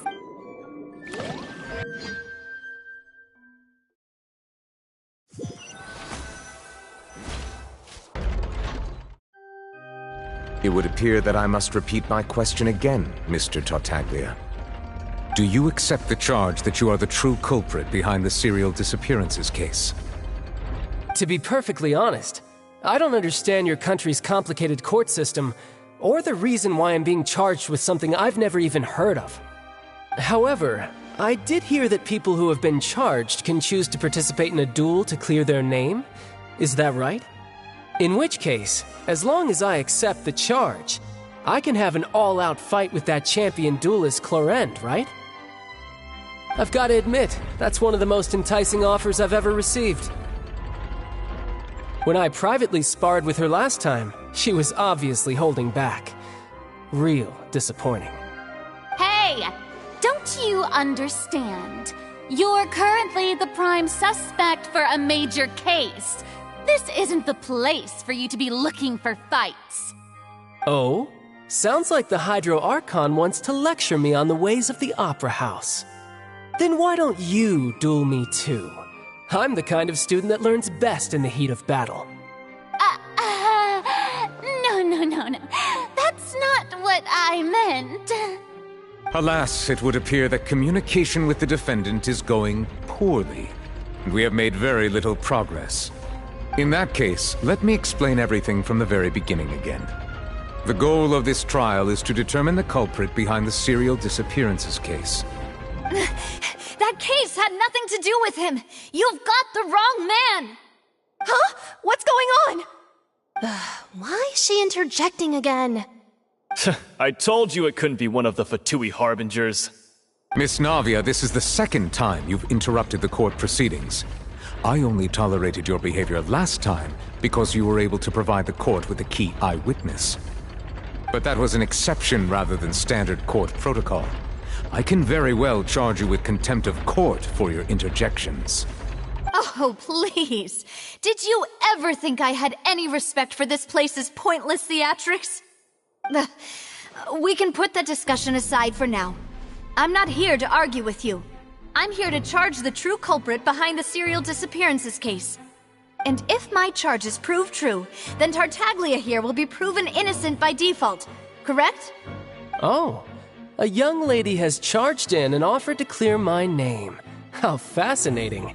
Well, I'd gotten half bored to death by all these rules and procedures anyway, so I'll take you up on that offer. So, Your Honor, is there nothing else for me to do now? You may take a seat for now in the audience, but that doesn't mean the suspicions against you have been lifted. Now then, Miss Navia, who is the person you would like to charge instead? That person is...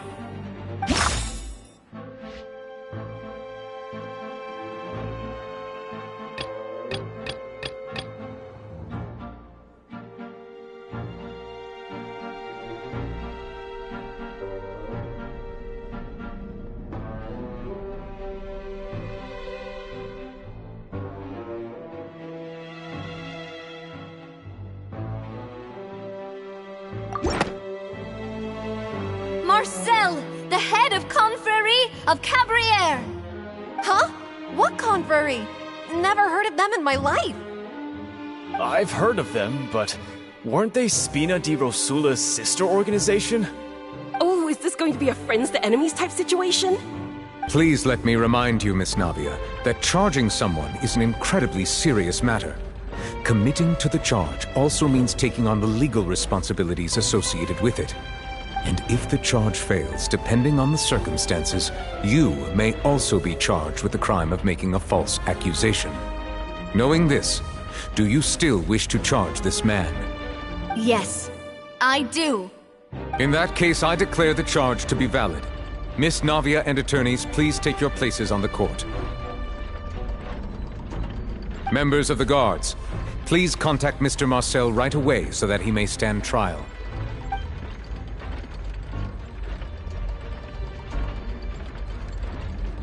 Mr. Marcel, you will not require an attorney. Is that correct?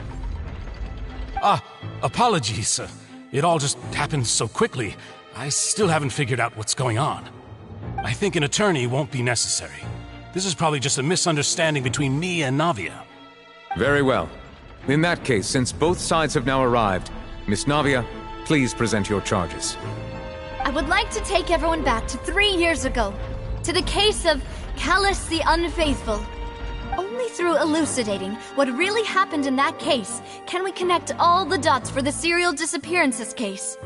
Navia, do you really think that I was the one who killed your father? Come on, why would I do that? Callus was my benefactor, and remember both you and I only ran to the scene when we heard the sound of a gun. If that's enough to make me a suspect, wouldn't that make everyone at that banquet a suspect as well? I think there's no point in getting into the specifics right now. The audience doesn't even have the big picture yet. Even I'm struggling to remember some details of that case. Exactly correct, Your Honor. I must refresh everyone's memory about that case before I can explain my charge and reasoning. I see. In which case, I will recount the findings about that case as originally recorded by Maison Gardiennage.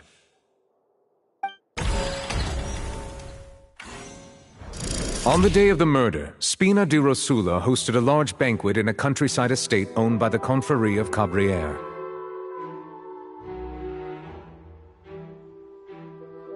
During the banquet, all attending guests heard 2 gunshots from the courtyard.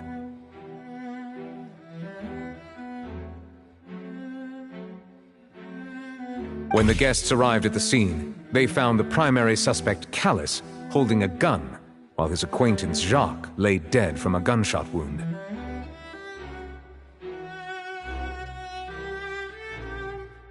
The guards' investigation did not recover any other firearms from the scene. As a result, they concluded that the suspect's first shot must have missed, while the second must have taken Jacques' life. The suspect did not dispute this conclusion, and also declined to defend himself in court. Instead, he chose to prove his innocence through a duel. Callus was defeated by champion duelist Clarand in the ensuing duel, and soon succumbed to the injuries. These are the known facts about the case.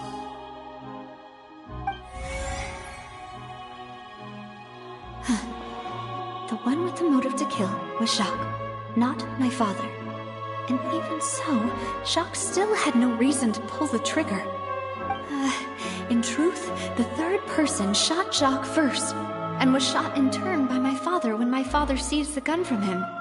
After that, the true culprit turned the third person into water, erasing all traces of him from the scene.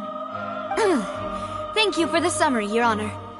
Of course, the guard's conclusion appeared quite sensible to us at the time. However, we should revisit the case now that we've gained new information about the abilities of water from the primordial sea.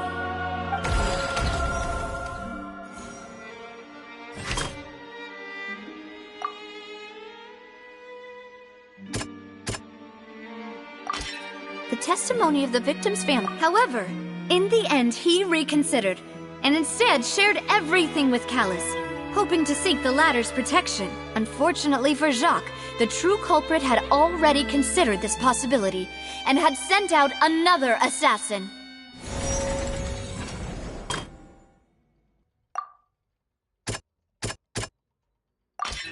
This assassin first shot Jacques, then turned to shoot Callus, only for Callus to wrestle the gun from him and kill him instead.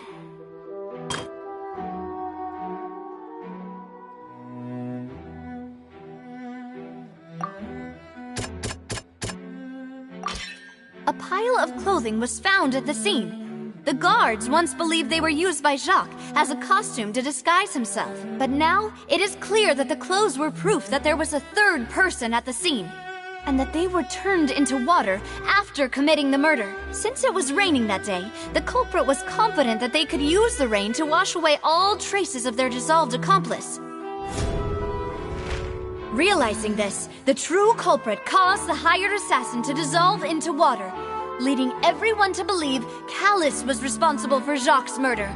This is the true version of events.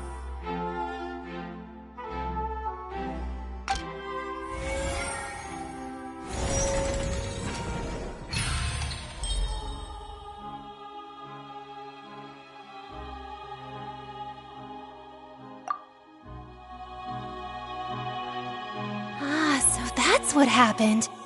Wait, you're telling me something as dangerous as water from the primordial sea has been used for all these years? What a great theory. It also explains Callus's and Jacques' respective motives. I guess they didn't shoot each other after all. Mr. Marcel, you are the one being charged with the crime. You should provide a rebuttal if you wish to prove your innocence. But I think I agree with everything Navia just said. In fact, there was nothing in her speech that directly implicated me. Then, may I ask some questions? In my opinion, we primarily need to determine 2 things. 1, do you have the evidence to back up your claims? I'm afraid not. At least not at this very moment. Boo! If you don't have any evidence, you should just go home. I may not have the evidence with me, but I know where I could go to collect it. If we look up the deserted clothes against a record of people who went missing around the same time, we should be able to find a match. Considering the serial disappearances case, the guards probably kept careful records of all missing persons from around that time, regardless of age or gender. That makes sense to me. Monsieur Neuvillette, I would consider this to be a reasonable investigative direction. Why do I feel like Farina's acting a little differently today?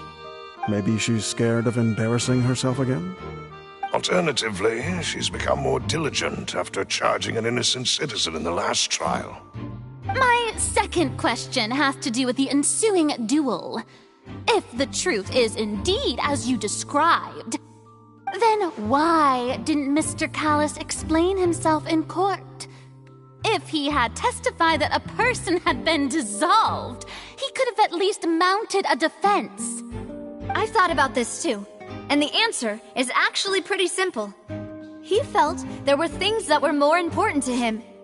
The dissolving power of water from the primordial sea is an important secret for the true culprit of the serial disappearances case. My father could have exposed it for all to see, but he chose to take it to the grave. At that time, Spina di Rosula was in dire straits, and his reputation had already been shattered. He had no guarantee that going forward with the truth would allow the culprit to be brought to justice. What was certain, however, was that it would paint a gigantic target on my back. Boss once told me that Demoiselle had already been selected as the next target of the serial disappearances case. What? If the secret had gotten out, the culprit would have fought an all-out war with Espina right there and then. I wouldn't have been the only one in danger. All of us would have stood to lose our lives.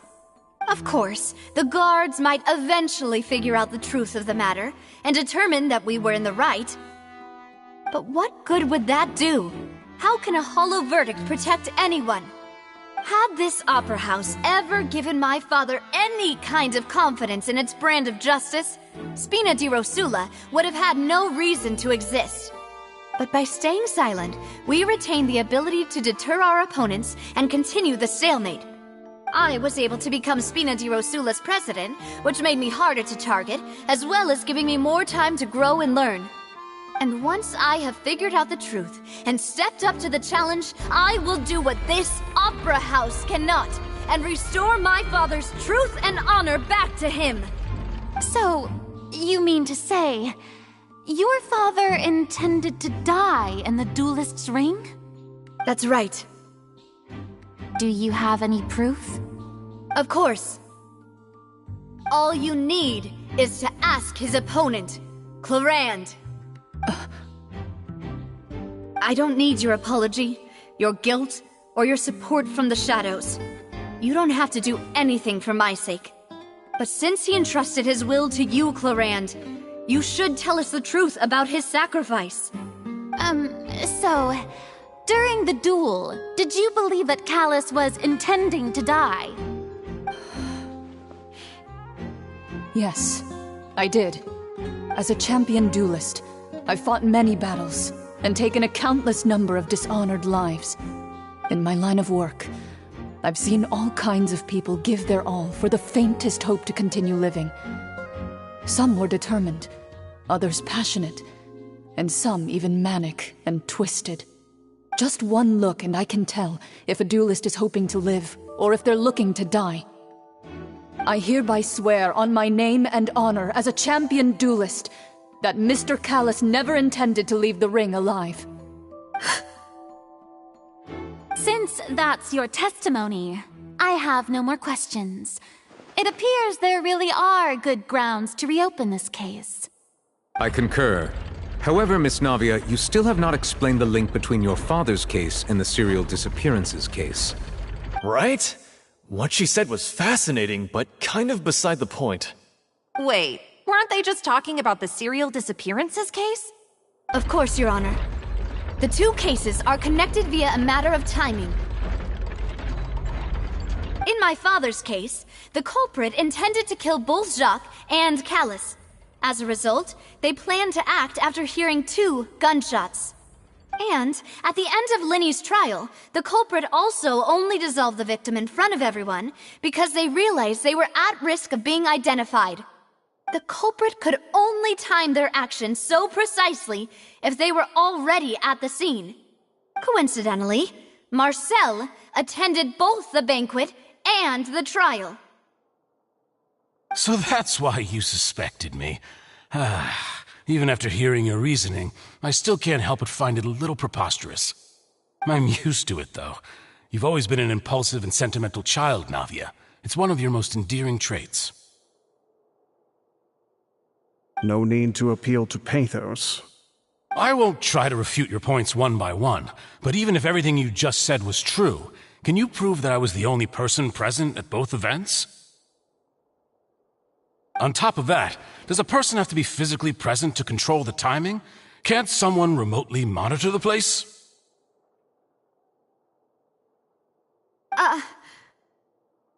Don't know what she can say to that.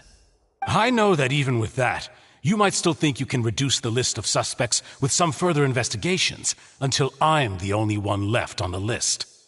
Alas, who won't feel at least a little hurt by an accusation of murder from a girl you see as your own daughter? But if I were to dismiss this completely, you'd also think I'm not being considerate of your feelings.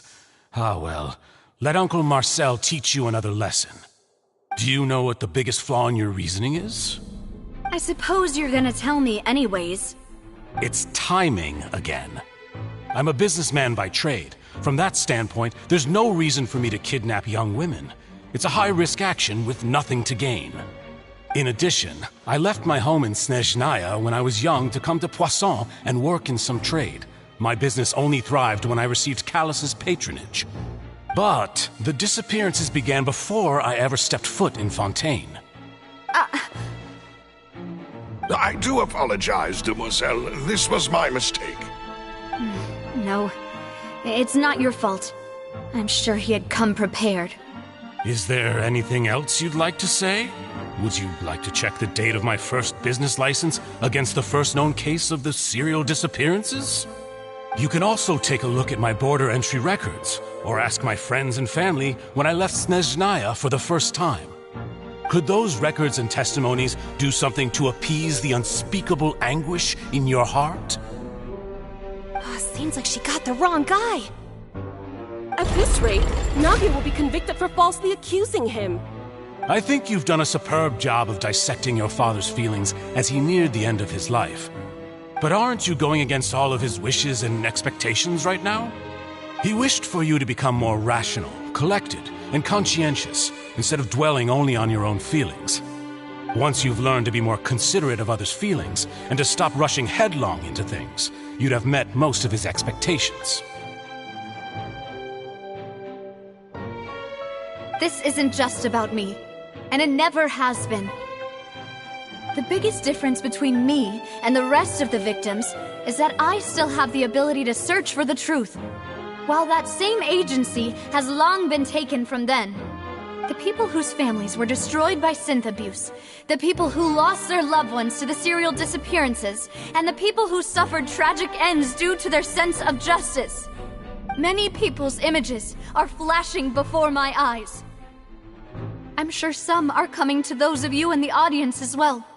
And whose image do you see, Marcel? Is it a man named Vacher? Oh, so you do know that name. I'm merely surprised you'd suddenly say the name of someone I've never even heard of. I was waiting for you to say that.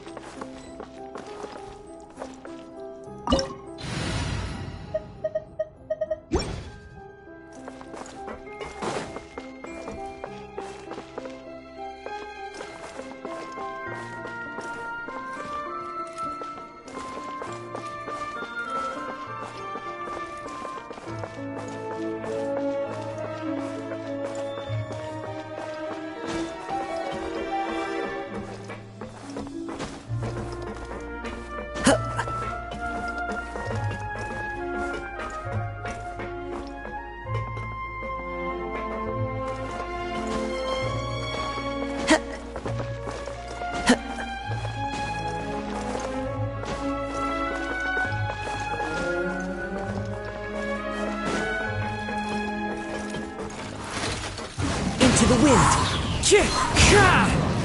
Illusion shattered. Boing, boing, boing! One with the force.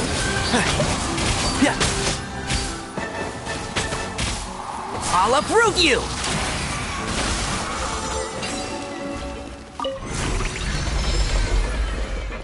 Whoa! The floor is going up! Is it because of this mechanism in the middle? That guy really prepared a lot of stuff for this place.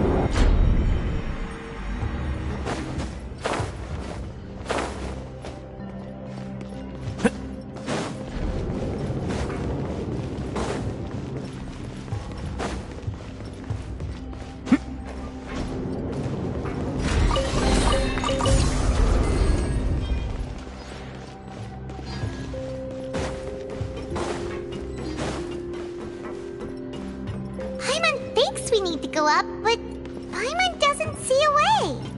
Let's take a look around. Maybe we'll find a hidden mechanism that'll show us the way up.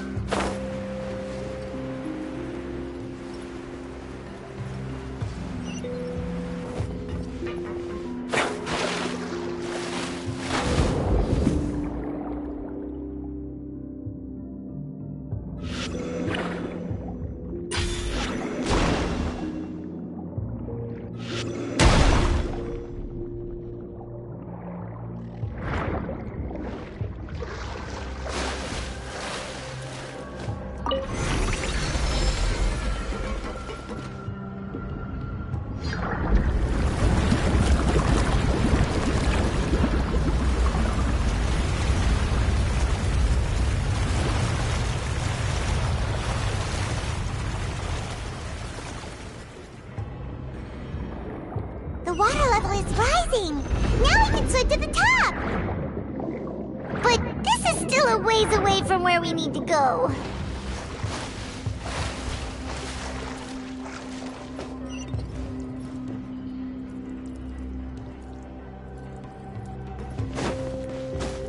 Keep up.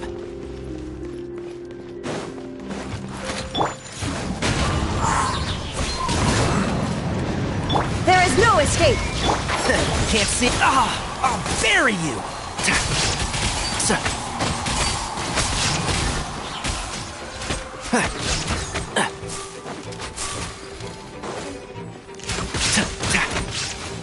One with the forest.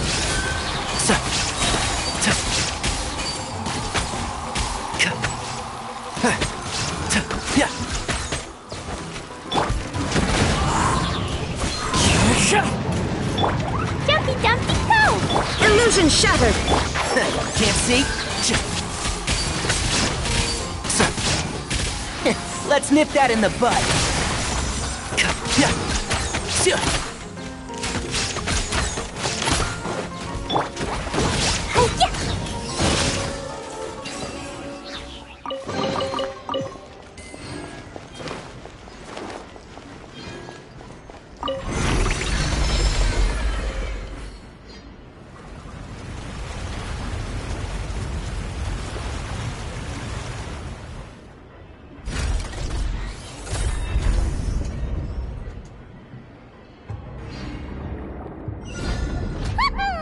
Now the path is clear! Let's go!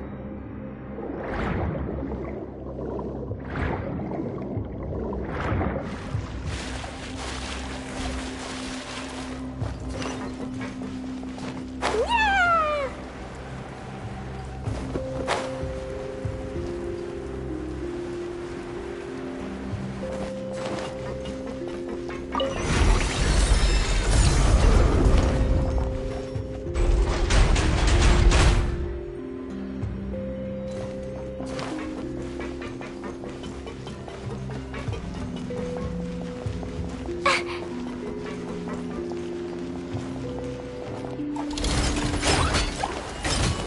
There is no escape!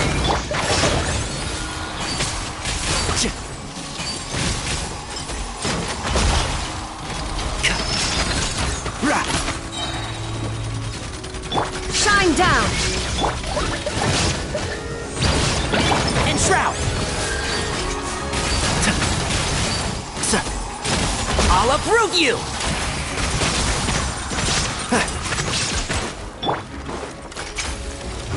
One with nature. Fallen leaves. Adorn my night. One with the forest. Keep up.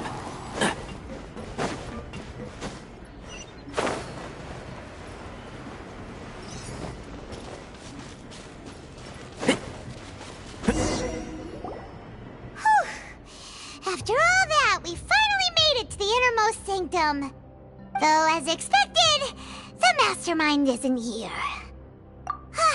That's right. Then let's hurry.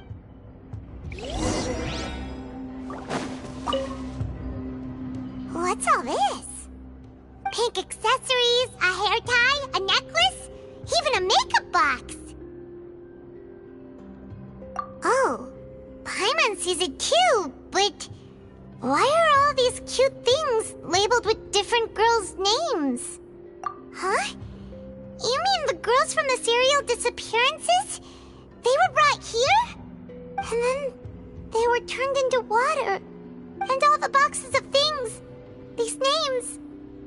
That means... Oh, this is terrible!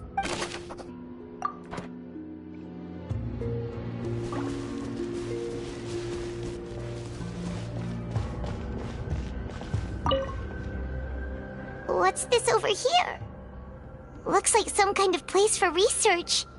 Experiment number 16 aims to verify Jacob Ingold's research conclusions on the primordial sea and use his theory as a foundation to achieve a breakthrough. The experiment was a failure. No individual managed to resurface from the water from the primordial sea. Female specimens 22, 23, and 24 were dissolved.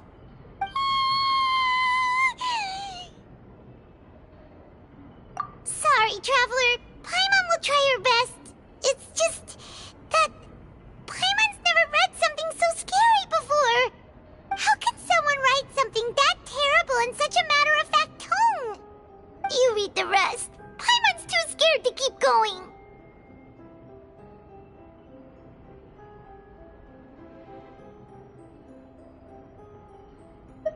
So that's why he did it. Wait, did he really think he'd be able to find a way just by dissolving people over and over? That's just insane! Huh? Isn't that the name you heard by the fountain? Paimon thought he was an eyewitness in the serial disappearances case. You mean Vache is the one who did all of these... experiments? So that's it! Vache was no victim, but personally took his lover and... No, that's not it either! If that's the case, why would he want people to resurface from the water? In any case...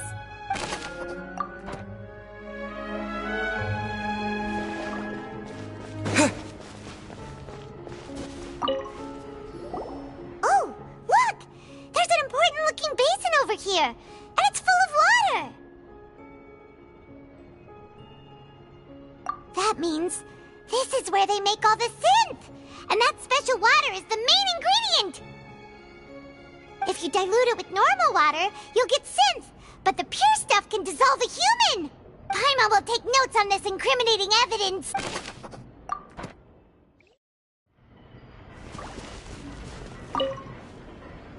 Let's see what's written here. Nothing escapes Detective Paimon's eyes. Callus. Navia's father. Oh, this seems to be an investigation report on him. Yep, it's about finding someone to assassinate Jacques and Callus because of a lack of confidence that Jacques himself would go through with it. This should prove the existence of the third person, right? We still have not determined the exact content of the key information Callus has passed on to certain members of his organization. The old dog's a real menace to deal with. Even if he abides by he can act whenever he wants to make our lives miserable. The only option left is to remove him from the picture entirely. I concur. Let's send someone to kill him. He won't declare war as long as we don't touch Navia. Oh, seems like we've got a bunch of correspondence between the higher-ups. They're all just so evil.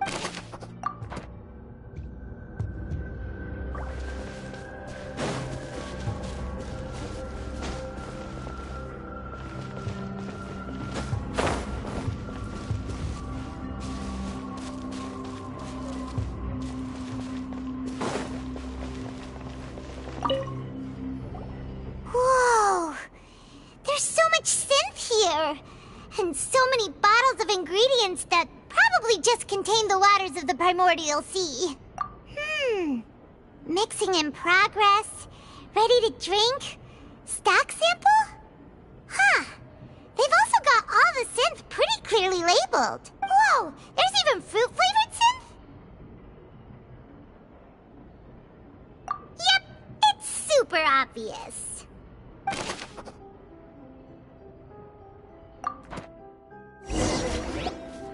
We've looked at almost everything here, and it seems like our theories were spot on. But...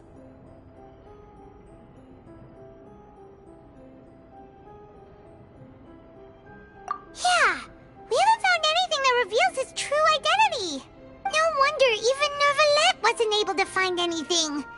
Whoever it is probably destroyed everything to do with that name a long time ago. That way, even if we bring all this back to the opera, we won't be able to identify the true culprit. Sure thing.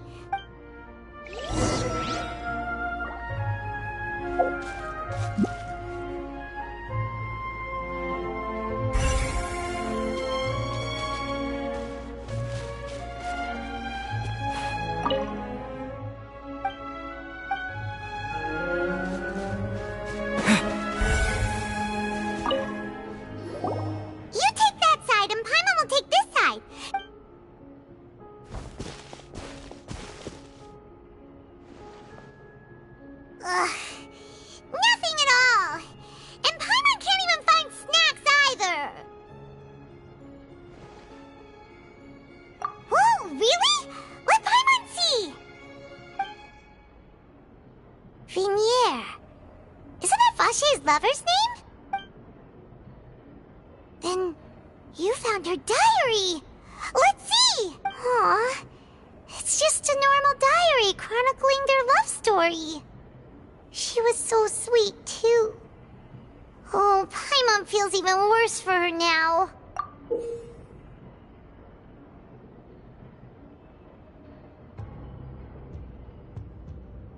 So many! A whole page's worth! But they're all crossed out. Was she unhappy with all of them? The final name she Marcel. Wait, but Marcel's pretty old. Has this case been going on for so long that he's Vacher and Venier's grown son?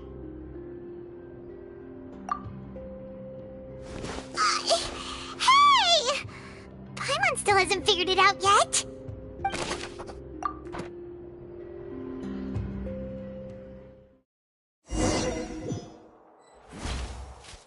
And whose image do you see, Marcel?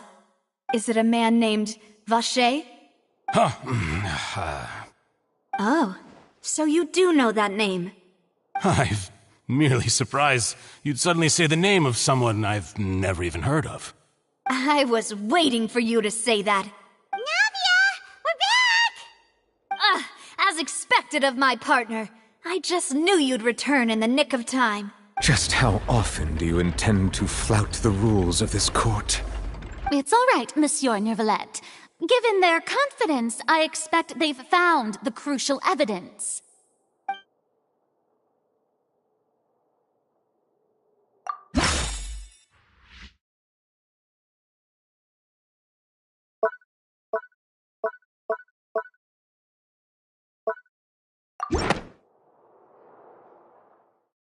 But the truth of it, Marcel, is that you've always been Vacher.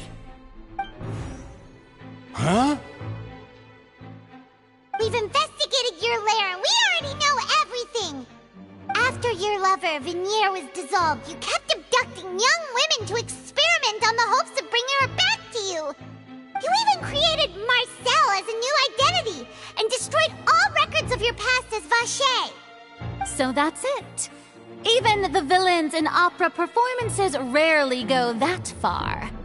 And with that, Marcel's motive has now been established. This information regarding your past also dismantles your prior timing defense. Well, Marcel, do you know where you went wrong? You fixated your gaze on the lover that passed away, instead of paying attention to the living people around you.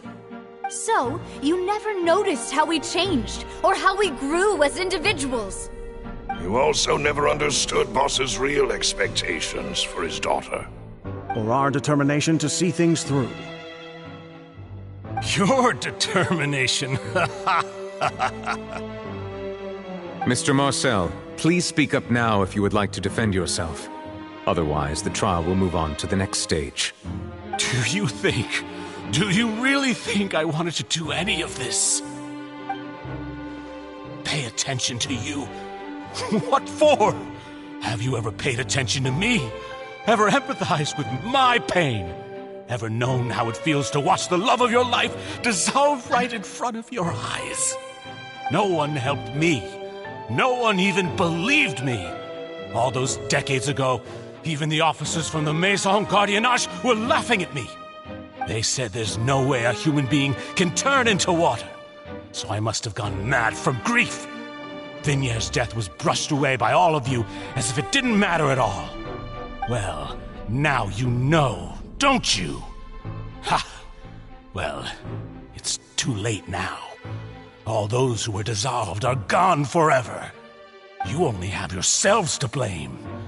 You set up this ornate opera house in pursuit of your so-called justice, your beloved drama, while turning a blind eye to the suffering of the people. Vinier is dead. We promised each other that we would always be together. Wherever she goes, I will follow. But I'm not from this blasted place, so I can't be dissolved, no matter what I do. Hey, is that water from the primordial sea that he's drinking? I can't dissolve! Can't dissolve! Can't dissolve! Do you all see? I can't go! I can't follow! So if I can't go where she is, what choice do I have but to try to bring her back? I did all of that, and in the end, that accursed Callus still got the better of me. I spent my entire life living on pins and needles, only to get stabbed by his idiot daughter at the very end. The suspect is exhibiting signs of mental distress. Guards, please restrain him. Don't touch me! Don't anybody come near me! I still need to save Vinier. A promise. We made a promise. Vinier. Vinier! Please, Vinier. Don't think badly of me. All I want to do is fulfill our promise. At this point, the verdict of this trial is clear. With Mr. Marcel's conviction, the charges against Mr. Tartaglia no longer have any basis. Fine by me. I was in a bad mood, but after a show like that, I'm actually feeling pretty good. Traveler, please submit all the evidence you have collected to the guards, so that I might review and summarize the truth behind the serial disappearances case. The man now known as Marcel was originally named Vacher and worked as an adventurer with his partner and lover Vinier. During an underwater expedition, Vinier accidentally came into contact with water from the primordial sea and was dissolved in front of Vacher as a result.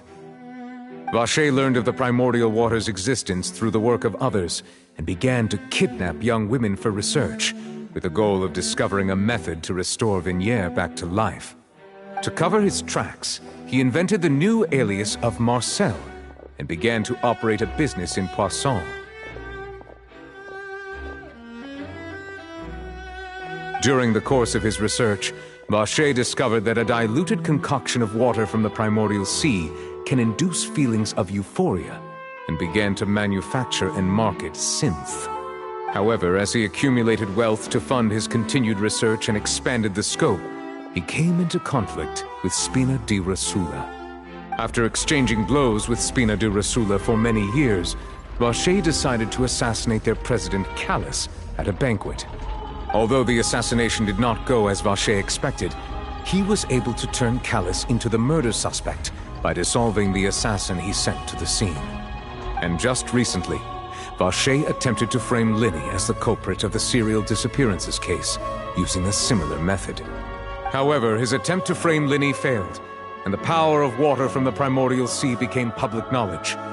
This case also exposed enough of Vacher's machinations that he was eventually successfully charged in court. Thus concludes the enigmatic history of the serial disappearances case, with the truth revealed to all.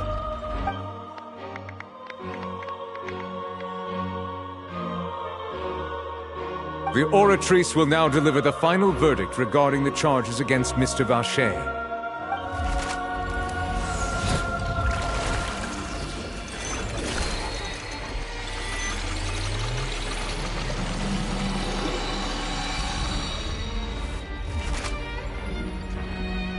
According to the judgment of the Oratrice Mécanique d'Analyse Cardinale, Mr. Vacher is guilty. Guards! Take Vacher away. Good. It's what he deserves. With that, the serial disappearances case is over now. We really just witnessed history. Who would have thought the true culprit would be such a polite and well-spoken guy? Yippee! We helped Navia bring the bad guy to justice! He's hurt so many innocent people and now he's finally getting what he deserves! Huh? Are you okay? Demoiselle, you were absolutely brilliant. The day our late boss had always hoped for has finally come. You can rest easy now, knowing justice has been served. Yeah. It's finally over. It's all thanks to you guys.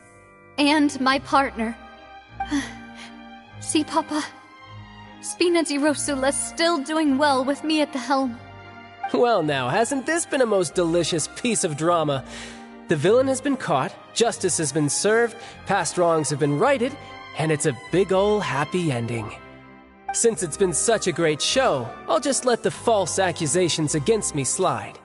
Either way, I've still got some business to attend to. So, if you'll excuse me... Please wait just one moment, Mr. Tartaglia. What now? None of this has anything to do with me. According to court protocol, since this trial was initiated due to a charge against you, a verdict must also be made regarding the initial charge before the trial can conclude. Oh, come on. Is this really necessary? Haven't you already caught the real criminal? Isn't it time for side characters like me to exit stage left? Please respect the laws of Fontaine. This has always been the rule. All right, but this sure is a lot of hassle. All I need to do is stand over there, right? Let's just get this over with. Through evidence presented in the public trial that was just held, it has been established that Mr. Tartaglia has no direct connection to the serial disappearances case.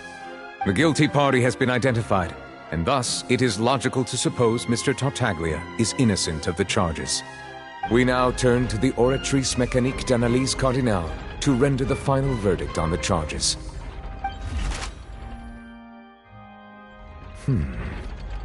According to the judgment of the Oratrice Mécanique d'Analyse Cardinale, Mr. Tartaglia is guilty. What? Hey! That's not funny! Didn't you just say I'm supposed to be innocent? What's with this verdict? Is your justice machine malfunctioning? Huh? This has never happened before. The Oratrice actually returned a different verdict from the Chief Justice. I mean, have you ever heard of an innocent Fatui Harbinger? Do you think the Oratrice might have just convicted him on general principle? But weren't the charges about the serial disappearances case? No matter what else he's guilty of, it shouldn't affect the verdict in this case, right? The judgment of the Oratrice Mécanique d'Analyse Cardinal is, by law, the final verdict of the court. We must accept the guilty verdict. Guards, please take the suspect into custody per court protocol.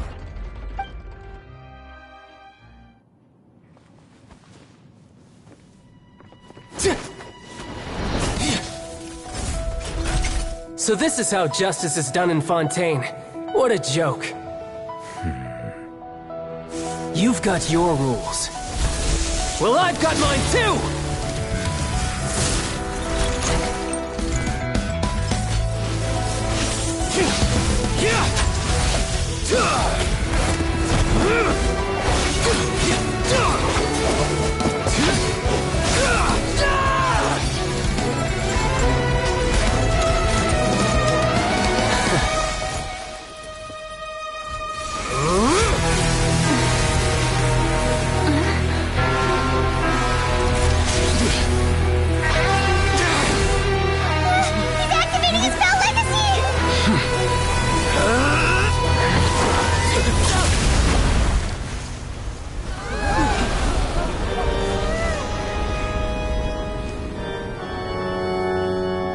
I am sorry. If you have been wronged, we will find the truth. But the rules of the court must be upheld.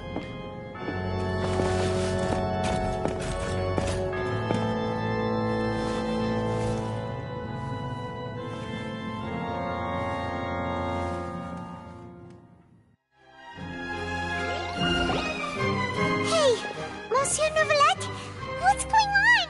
Shouldn't they have been cleared already? Apologies. This is also the first time I've encountered such a situation. However, according to the rules established at the conception of Fontaine's court system, the Oratrice's judgment is the final verdict of the court. All I do is follow court procedure. As for why the Oratrice arrived at the conclusion it did, you should probably ask someone more knowledgeable than me.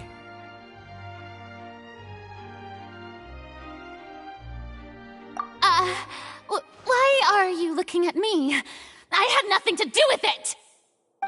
I don't know what happened there either! Hey, stop staring at me! What does Lady Farina mean by that?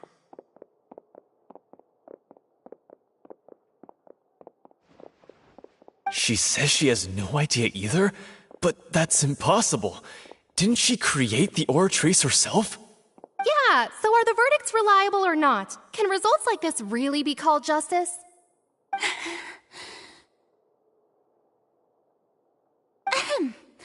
My dearest citizens, did you really think we'd allow an incorrect verdict to be handed out in this court? Did you really believe that the judgment could be mistaken or be the result of some sort of random mishap? Don't tell me you thought even I had been blindsided by the Oratrice's result. But the way she looked just now, it was pretty obvious she had no idea what was going on. However, given the state of things, I shall give you an explanation. Everything that just took place, including my supposed shock and bafflement, was a part of an elaborate performance, with every action meant to stir up drama and excitement. And, of course, for every performance there is a script. Everything has unfolded exactly as I expected from the very beginning. As the embodiment of the very concept of justice, the Oratrice shall never render an arbitrary judgment! If you thought Child had nothing to do with the serial disappearances case, it is only because you've been blinded by the superficial appearance of innocence. Everything he's done, not to mention the danger he poses, are beyond ordinary comprehension and completely unforgivable! All shall be revealed in time. You will come to understand my noble intentions, as well as the absolute correctness of the oratrice's verdict.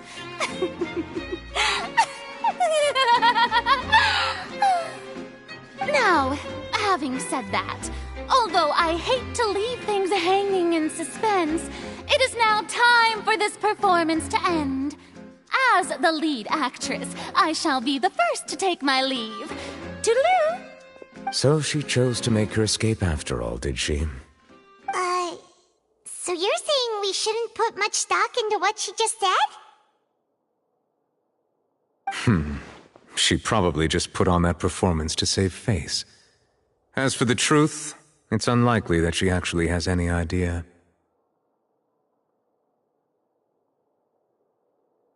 However, please be assured that I will continue to investigate this case in a personal capacity.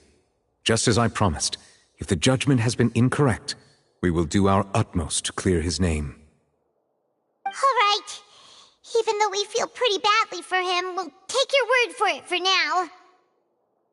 After all, he's done plenty of bad stuff, so he should have known he'd go to prison someday, right?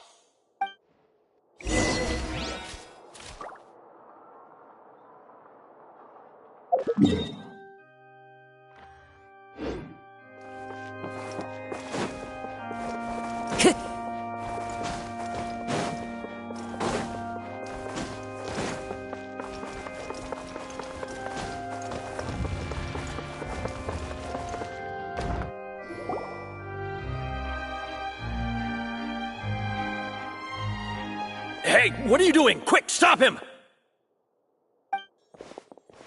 Traveler! Hey! Traveler! Marcel! What are you doing over here? Stop resisting arrest! Cease, or we'll add another charge to the list! No, wait! I just want to ask the Traveler something. I'm not looking to run away. Please, just let me ask this one small thing. Go on. Thank you. I was being led away when I finally realized something. Where did you first hear the name Vacher? I erased all records of that name. So, unless... Are you still trying to prove your innocence? Give it up. You've already been convicted. Really? You did? You're sure? You met her. But how could that be? How did you manage to do it? The Fountain of Lucine? Then she's been so close to me all along. And I just never... Please give me a chance to talk to her again. Just let the Traveler take me to the fountain to see her one last time. This is the last request I'll ever make in my life. You can do whatever you want to me afterwards. I don't care. What? Give an inch and you want to take a mile? Do you think serial killers get to make requests like that? Paimon agrees. Why should we give him what he wants when he's only done a ton of super terrible things? This request, is it worth as much to you as your life? Of course! Wait, no. It's worth even more than my life. Humans. Will they betray the instinct to live just to satisfy spiritual needs? Very well. I will grant your request. Your Honor, I fear that... I will go with him. You do not need to worry about any escape. In that case, I shall leave him in your most capable hands, Chief Justice. Thank you, Your Honor.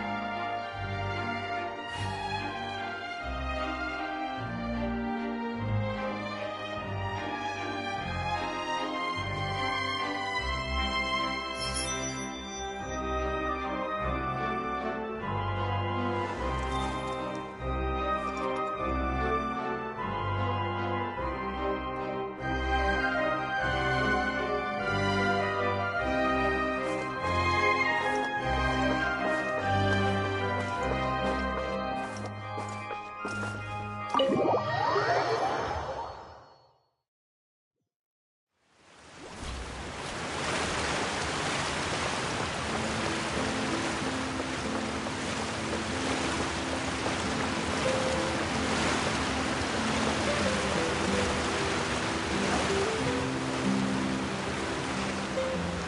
this the place? You said she's here, but what do I need to do to see her?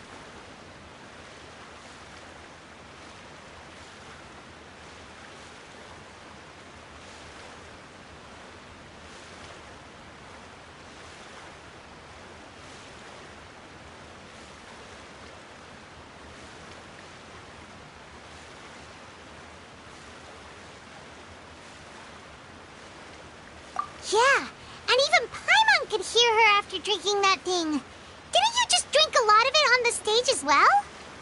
Oh, in that case... Vache! Ah! Yes, that's it!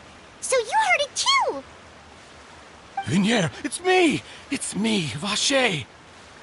Vache? Vache! I'm here! I'm here! Where are you, Vinier? I'm coming for you. I'm finally here for you. Hey, wait! Be careful! Hey, wait! Vinier, is that you? It's me, Vache! Vinier! Vache? Why did you come?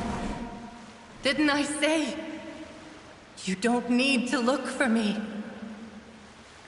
You look a lot older than I remember. How long has it been? It's been more than 20 years.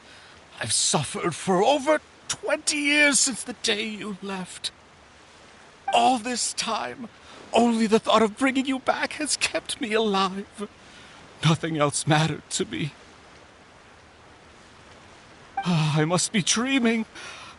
Who would have thought I'd get the chance to tell you all of my feelings like this? Vinier, you are my everything. I really don't know how I could live without you. But Vache, if you ask me, this world would be better off without you. What are you saying? If not for you, I would have finished my law degree and probably become a top-tier attorney one day. If not for you, I would have continued to pursue my love of the arts, and my works would have been displayed in the Palais Mermonia itself. If not for you, I would at least have been able to take care of my mother. And she would not have grown old and died alone, with nothing but the tears on her cheeks. It's all because of your selfishness, Vache. It's all because of you. You... Wait, you are not Vinier. Who are you? You're right. I am not Vinier. I am the sacrifices. Every woman who died by your hand, as our bodies dissolved, our consciousnesses flowed back to the primordial sea. Our thoughts circulated endlessly within the primordial sea, and we were no longer individuals, but we became one, just as streams of water come together in the sea. I'm Cressy. I'm Lemony. I'm Azine. The only one I am not is Vinier. Why? But then... Where is Vignier? She doesn't want to see you anymore. Every tendril of her consciousness is avoiding you. This is what you get for your selfishness. Your selfishness robbed us of our lives and our futures. You said time and time again that you'd do any and everything for her. But did you ever consider whether she'd want to see you do the things that you did? If she would despise you for what you became?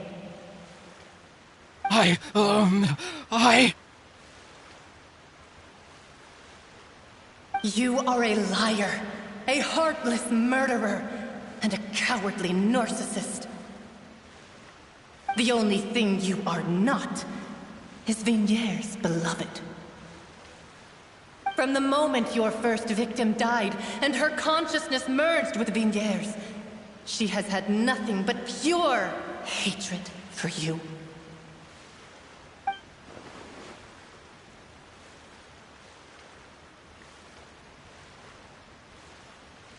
No! Vignier! She can't hate me. Let me see her, please. Have mercy. You still don't understand. When I said don't look for me, that came from the real Vignier. She really doesn't want to see you anymore. But on top of that, she also said that because it's her final drop of pity for you. She said that because she knew that if you did come here, we will show no mercy to you. Vache. Vache? Vache? Vache. Vache. Vache. Vache. Drown.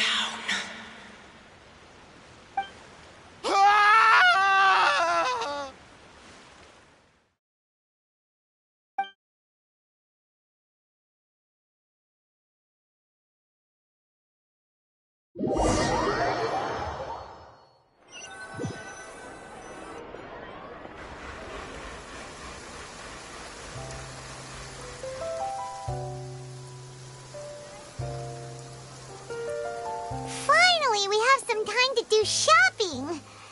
Gosh, it's really been a long time since we've been able to relax.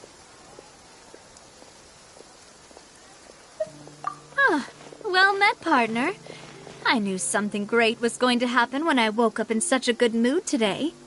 Even this weather can't put a damper on the demoiselle's mood. It's a pleasure to see you both again. Oh, hey, Navia! It's been a few days. Paimon's already started to miss you. Oh, now that I believe. I'm easy to work with and always bring home the bacon. Who wouldn't treasure having a partner like me? Sounds like you're really enjoying life these days, Navia. What have you been busy with since the trial? It's just been one thing after the other. I've been making non-stop trips between Poisson and the courts in Sen. Everyone from Spina di Rosula organized a memorial for my father. We never held a memorial when he first died, since everyone knew that even if we held one back then, no one was going to come. This time, though, everyone in Poisson, and even many people from the court, all attended. So his name's definitely been cleared now. That's what we like to hear. It's been the dearest wish of Demoiselle all along. That blasted stubborn fool. I was right to put my faith in him. I'm so glad I didn't give up on the case all those years ago.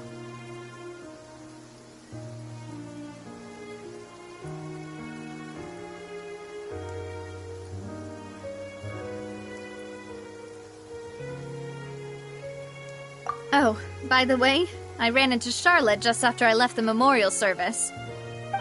Well, maybe it'd be more accurate to say I knew she would be there, and there was no way she'd just let me go. Huh? So you know Charlotte too? The Charlotte? Journalist from the Steambird? Yeah, way back when I first became the president of the Spina di Rosula, she was all over me. Wouldn't take no for an answer. I believe the story was called The True Heart of Darkness, Secret Tales of the Yellow Rose. To be fair, though, it was a really flattering feature. So, we've been on pretty good terms ever since. She was trying to lean on our friendship to get me to do an exclusive piece on the serial disappearances case. Oh yeah, she told us about that. She's always been super interested in that case, so now her wish has finally come true too. Anyway, I told her to make sure that when she writes about you guys entering the opera house with the critical evidence, that you both sound really cool. Now that's another thing to look forward to. We trust Charlotte's skills with a pen for sure. Oh, and in other news, I also took Clarand out for a meal. Oh, are you two on better terms now? While you were investigating Vaché's headquarters, Clarand gave testimony on my father's behalf. It was thanks to her that we were able to turn the tide. I wanted to thank her. I mean, there's also no point in being awkward all the time, so we took the chance to reconcile with each other. Oh, that's great. Paimon also thought Clarand wasn't actually a bad person. It's always good to have more friends. Anyway, now that the case has finally been solved, perhaps it will slowly begin to fade from the public consciousness.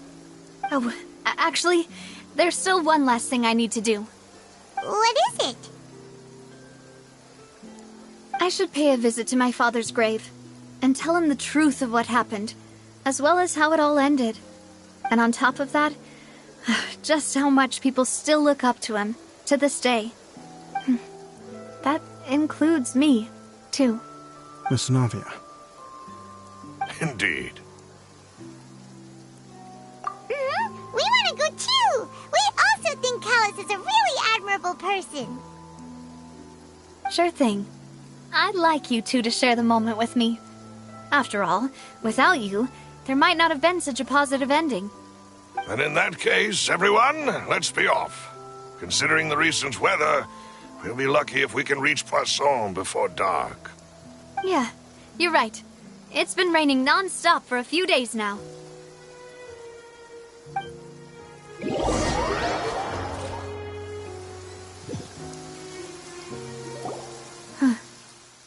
This is where my father's grave is. To be perfectly honest, even I haven't been back here for a long time. Huh? There's someone there already. Wait, that figure. It can't be. Isn't that Neuvillette? Why would the Chief Justice be here? Huh? Navia?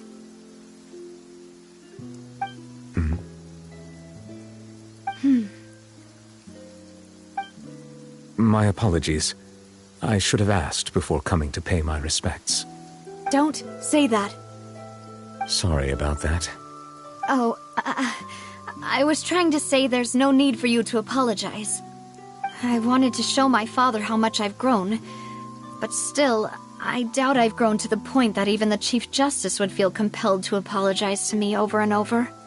In that case, I will stop apologizing for now. You really could use some pointers on understanding human emotions, Monsieur Neuvillette. In any case, why did you come to Poisson? Well, ever since that day, I've been turning a question over and over in my head. Just what is justice anyway? There was once a time when I didn't want to believe that there could be anything more important to humans than life itself. Oh, rather than that, it's probably more truthful to say I didn't believe humans were capable of resisting the most basic instinct of living things.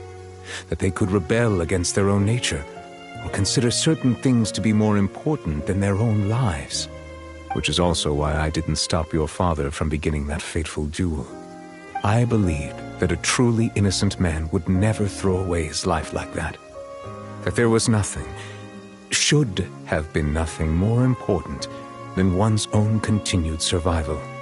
But Mr. Callus proved me utterly and decisively wrong. If not for his sacrifice, the serial disappearances case would have remained unsolved to this day. Mr. Callis made the choice he did for his daughter, for his associates, and for many people completely unrelated to him.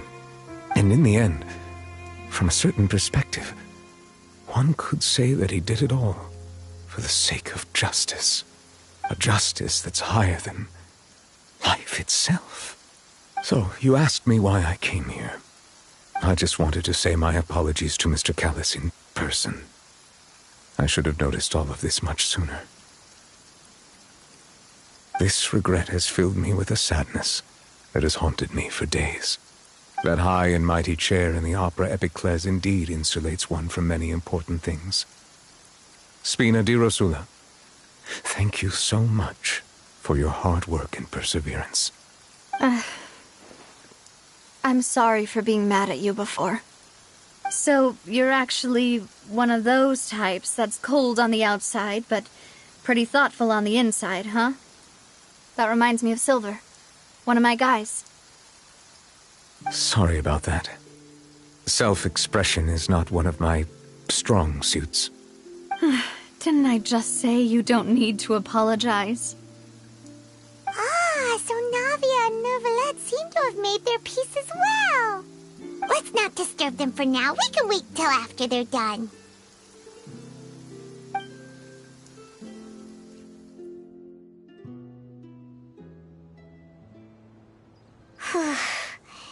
Paimon's never paid respects at someone's grave before. Did Paimon do anything rude there?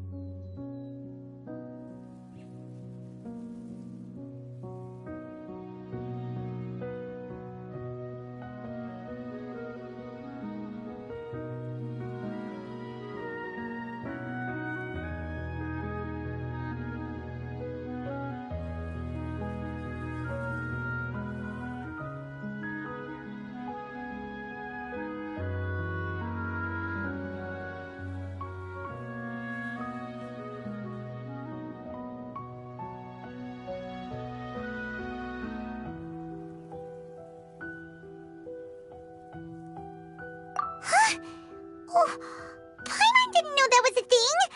But Paimon doesn't know what she would do if she can't fly. Oh no. Paimon hopes Miss Navia won't be too mad. Anyway, Neuvillette is still standing around there. It's not often that we can catch him alone like this, so why don't we go talk to him for a bit? If we can't talk to Lady Farina, we can at least talk to him, right?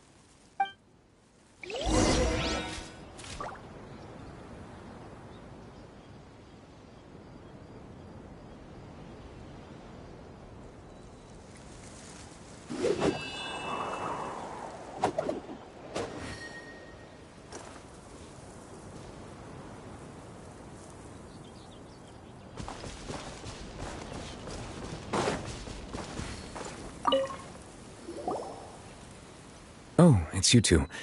Did Miss Navia invite you to come pay your respects to her father? Mm-hmm. We ran into Navia on the streets today, so we just followed her here. I see.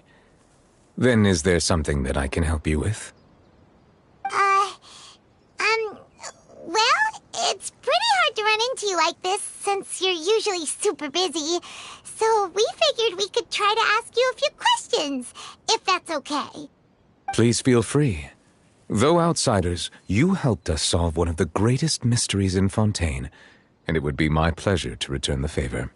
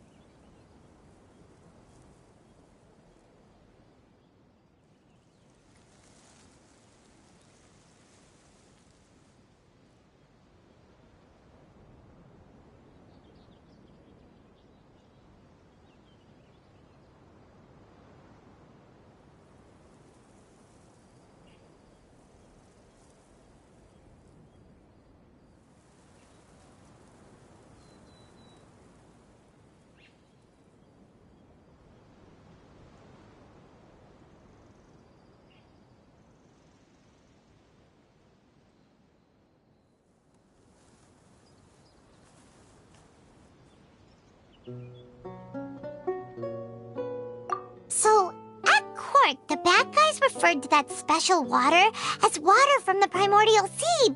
But what is it really? Truthfully, that name is already quite accurate. I can only surmise that Vacher and his ilk only learned of its nature and existence after extensive research. There used to be a special sea on the surface of this planet.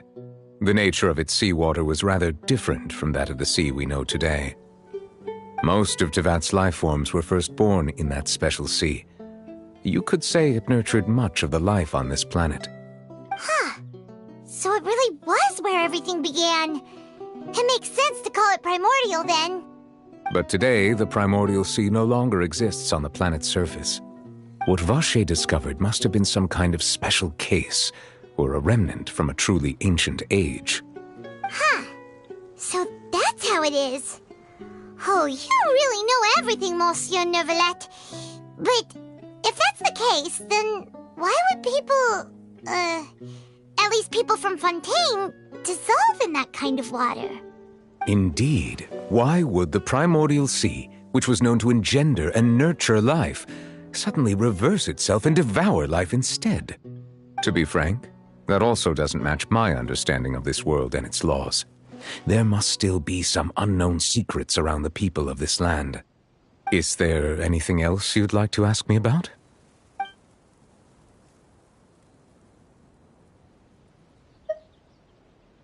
That the sea levels will rise and everyone will be dissolved in water, leaving Farina crying alone on her throne, but the sins of the people will be finally washed away for good. Does that appropriately summarize the version you've heard? That's right! It was Linny that told us back then. And that about covers all the main points. Yes, up to the present, I think we reached a point where we have no choice but to confront this prophecy directly. Rumors have it that this prophecy is rooted in the last words the former Hydro Archon left to the world before she passed away. A prophecy? Of the former Hydro Archon? Wow. This is the first time that we've ever heard of it. 2 parts of the prophecy have already proven correct. The rising sea levels and the ability of the people of Fontaine to be dissolved. We should be more vigilant and stay on the watch for further signs. Speaking of the prophecy, Farina has also always taken it quite seriously. Indeed, she has been collecting information and intelligence from across Tevat for this purpose. If the rumors were true, then perhaps this prophecy is the conundrum left to Farina by her predecessor. But with Farina being the way she is, can we really trust her to solve it? Is there anything else you'd like to ask me about?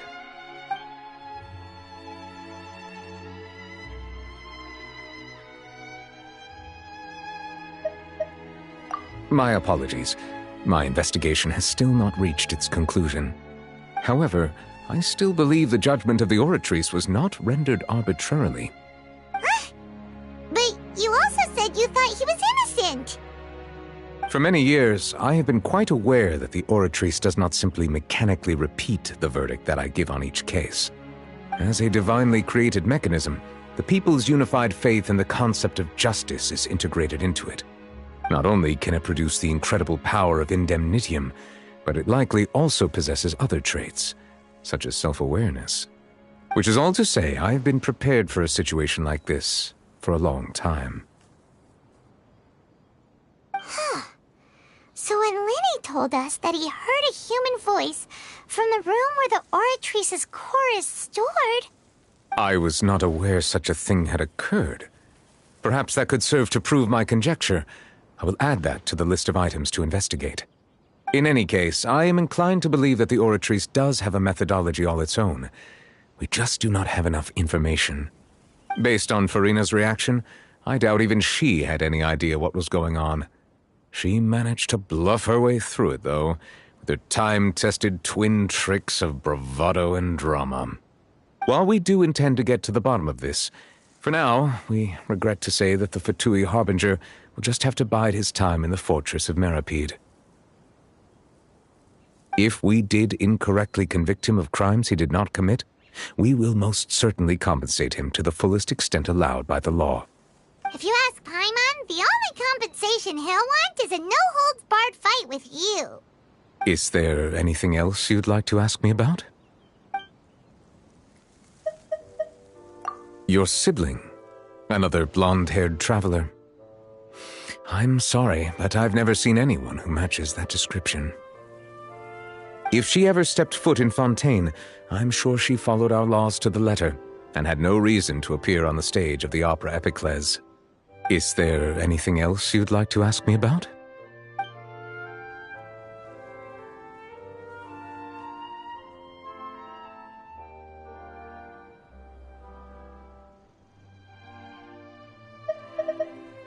Very well. It was my honor to provide you with what answers I could. I very much enjoyed conversing with you. It will soon be time for me to leave this blissful tranquility behind and return to Palais Memornia. You really are super busy, Monsieur Neuvillette. Paimon thought you only came here to pay your respects today because you had the day off. Crime and villainy do not have the day off, and so justice must work around the clock as well. This is merely the nature of a justice's work. All right. You've got a point. Huh? Paimon just noticed that the rain has stopped.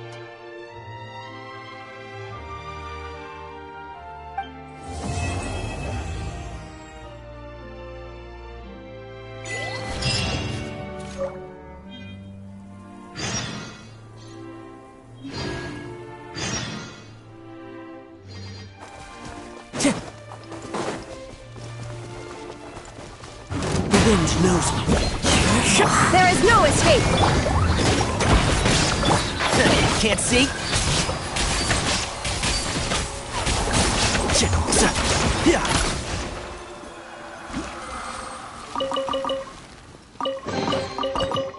I think we can forego the lost and found report. Keep up!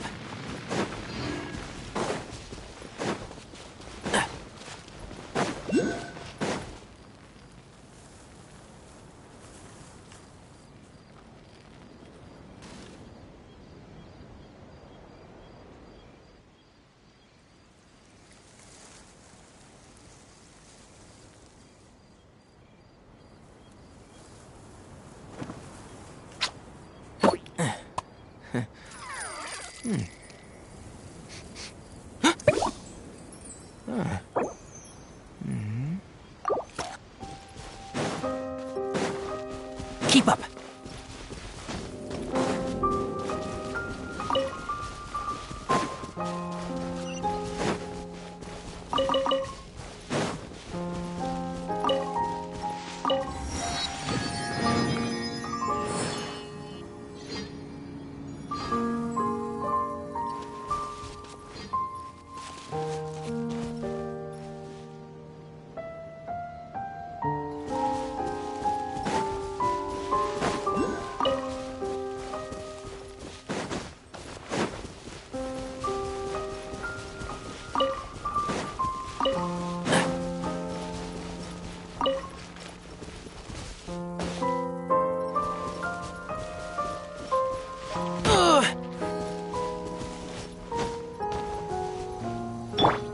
One with nature.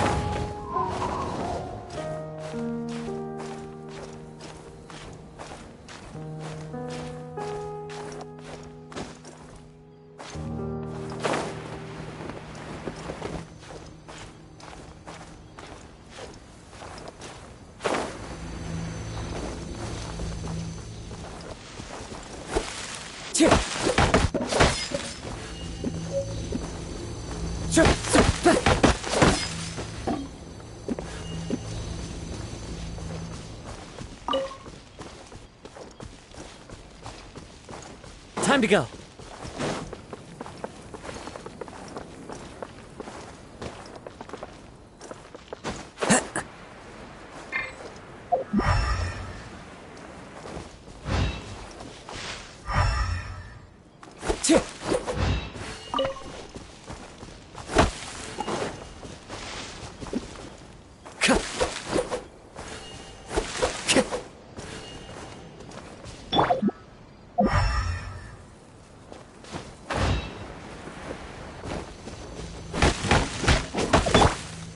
Into the wind.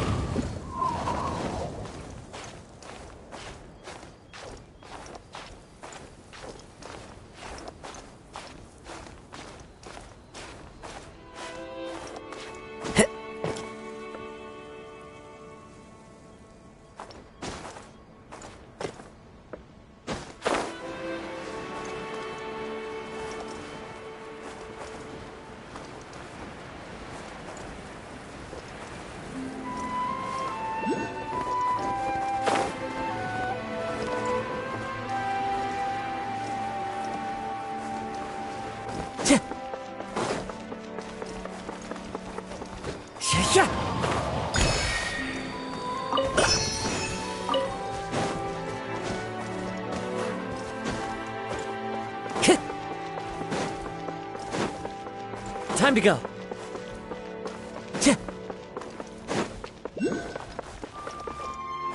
Wind Strider.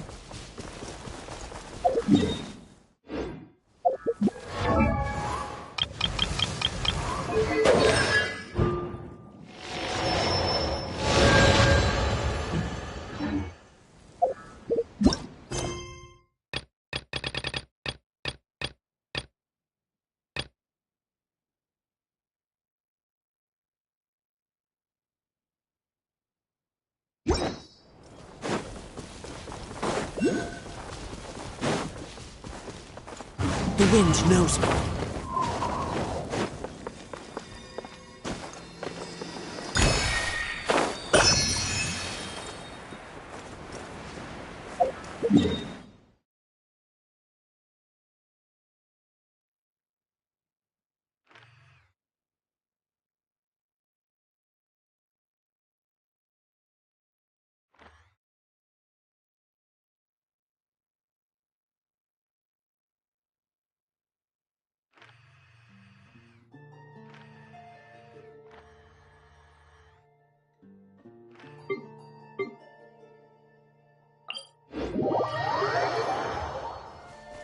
Time to go.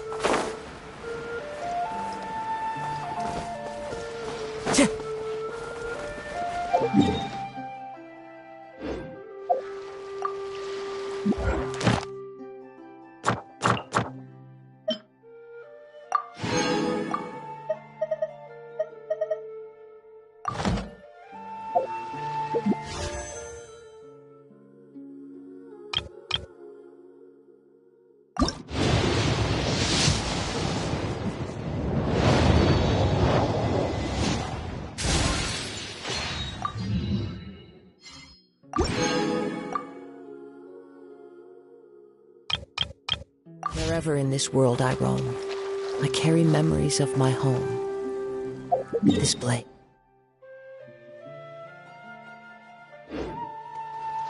It is the last link I have to the land of my birth.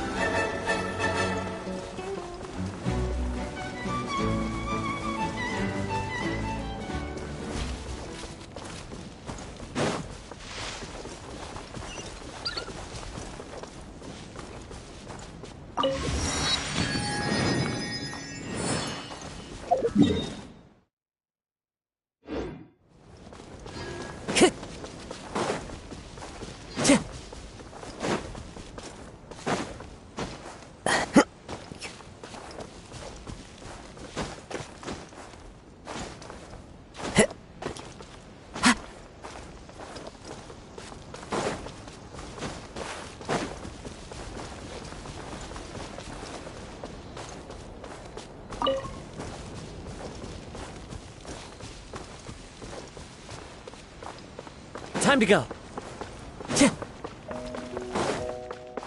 Time to go.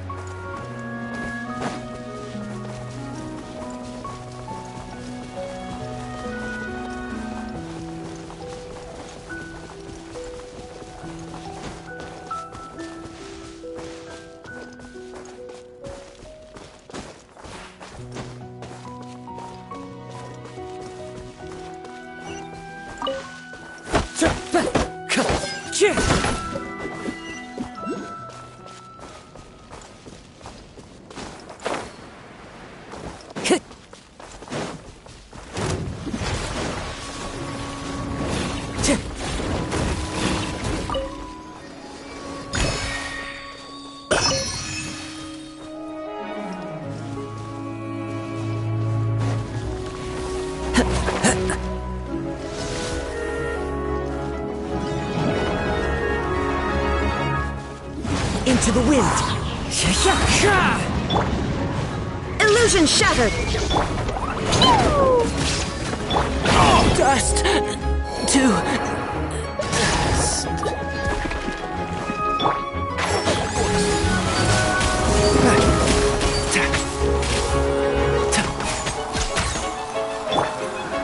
Shine down. As one with wind and cloud.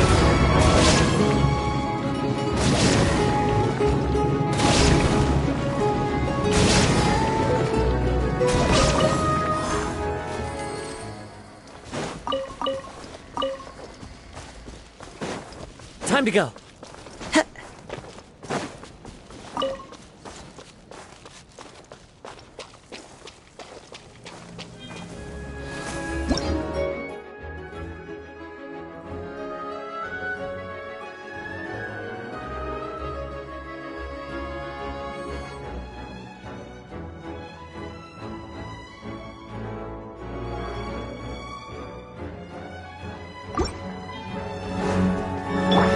Shattered. One with nature.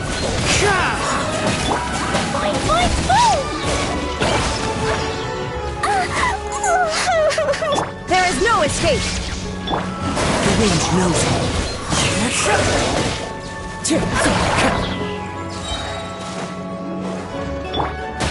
Shine down. Dumpy Dumpty go! Into the wind.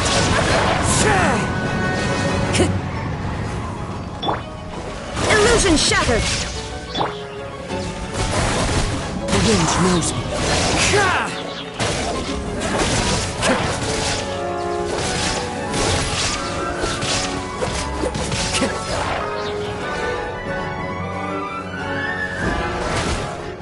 There is no escape.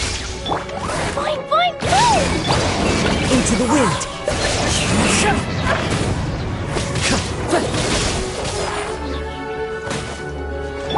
Dumpy Dumpty go!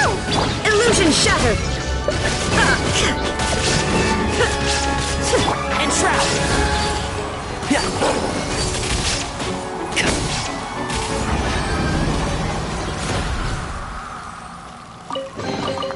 Why is there a chest here?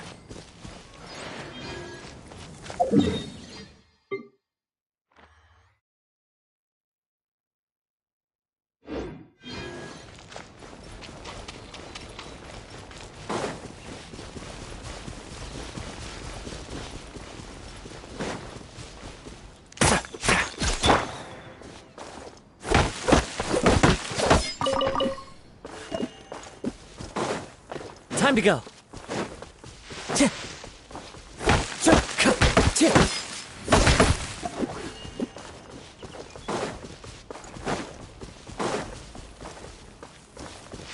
Time to go. The wind knows me.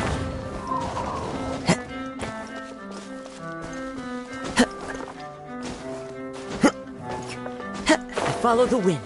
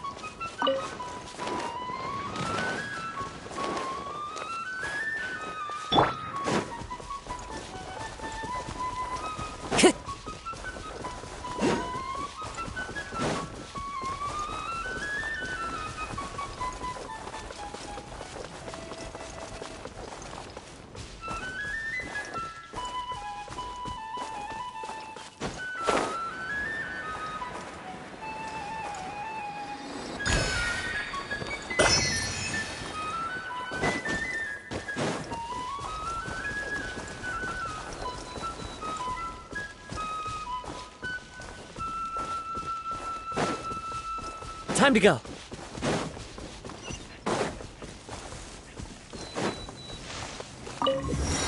Yeah. One with nature.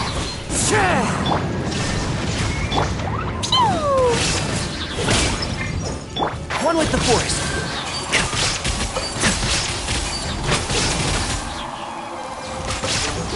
I hear everything.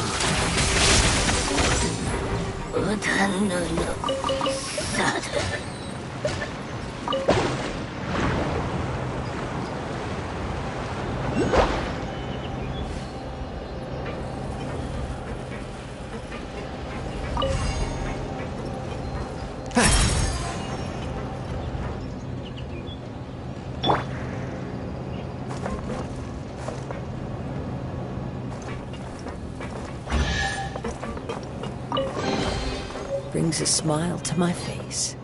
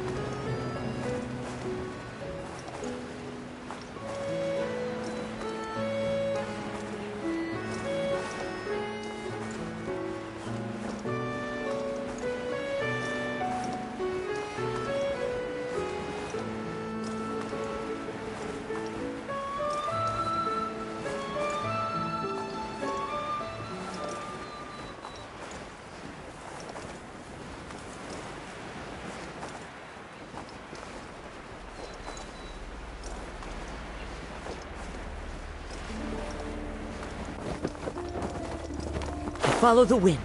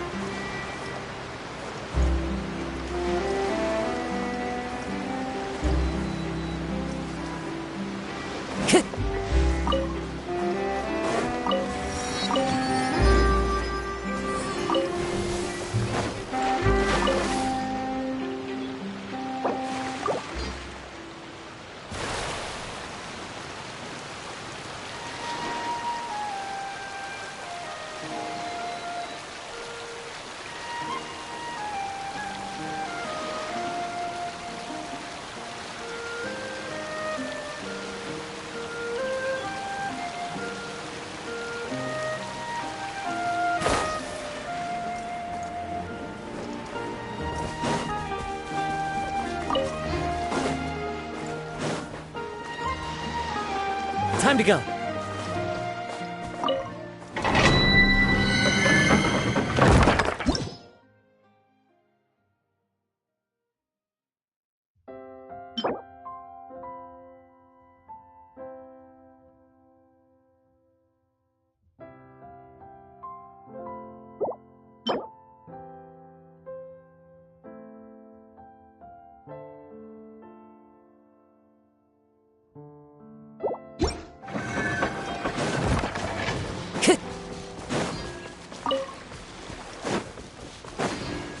Time to go.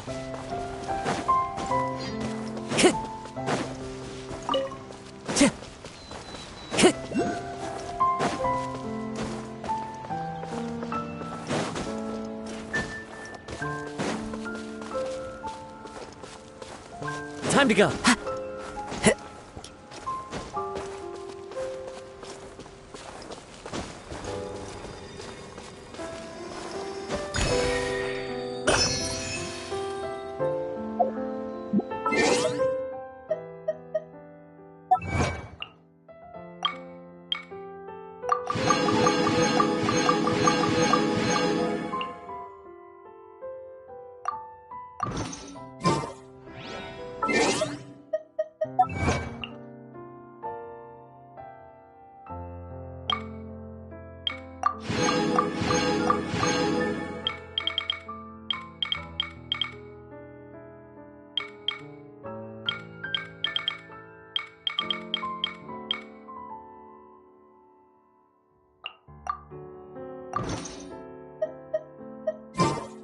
There are leaves around.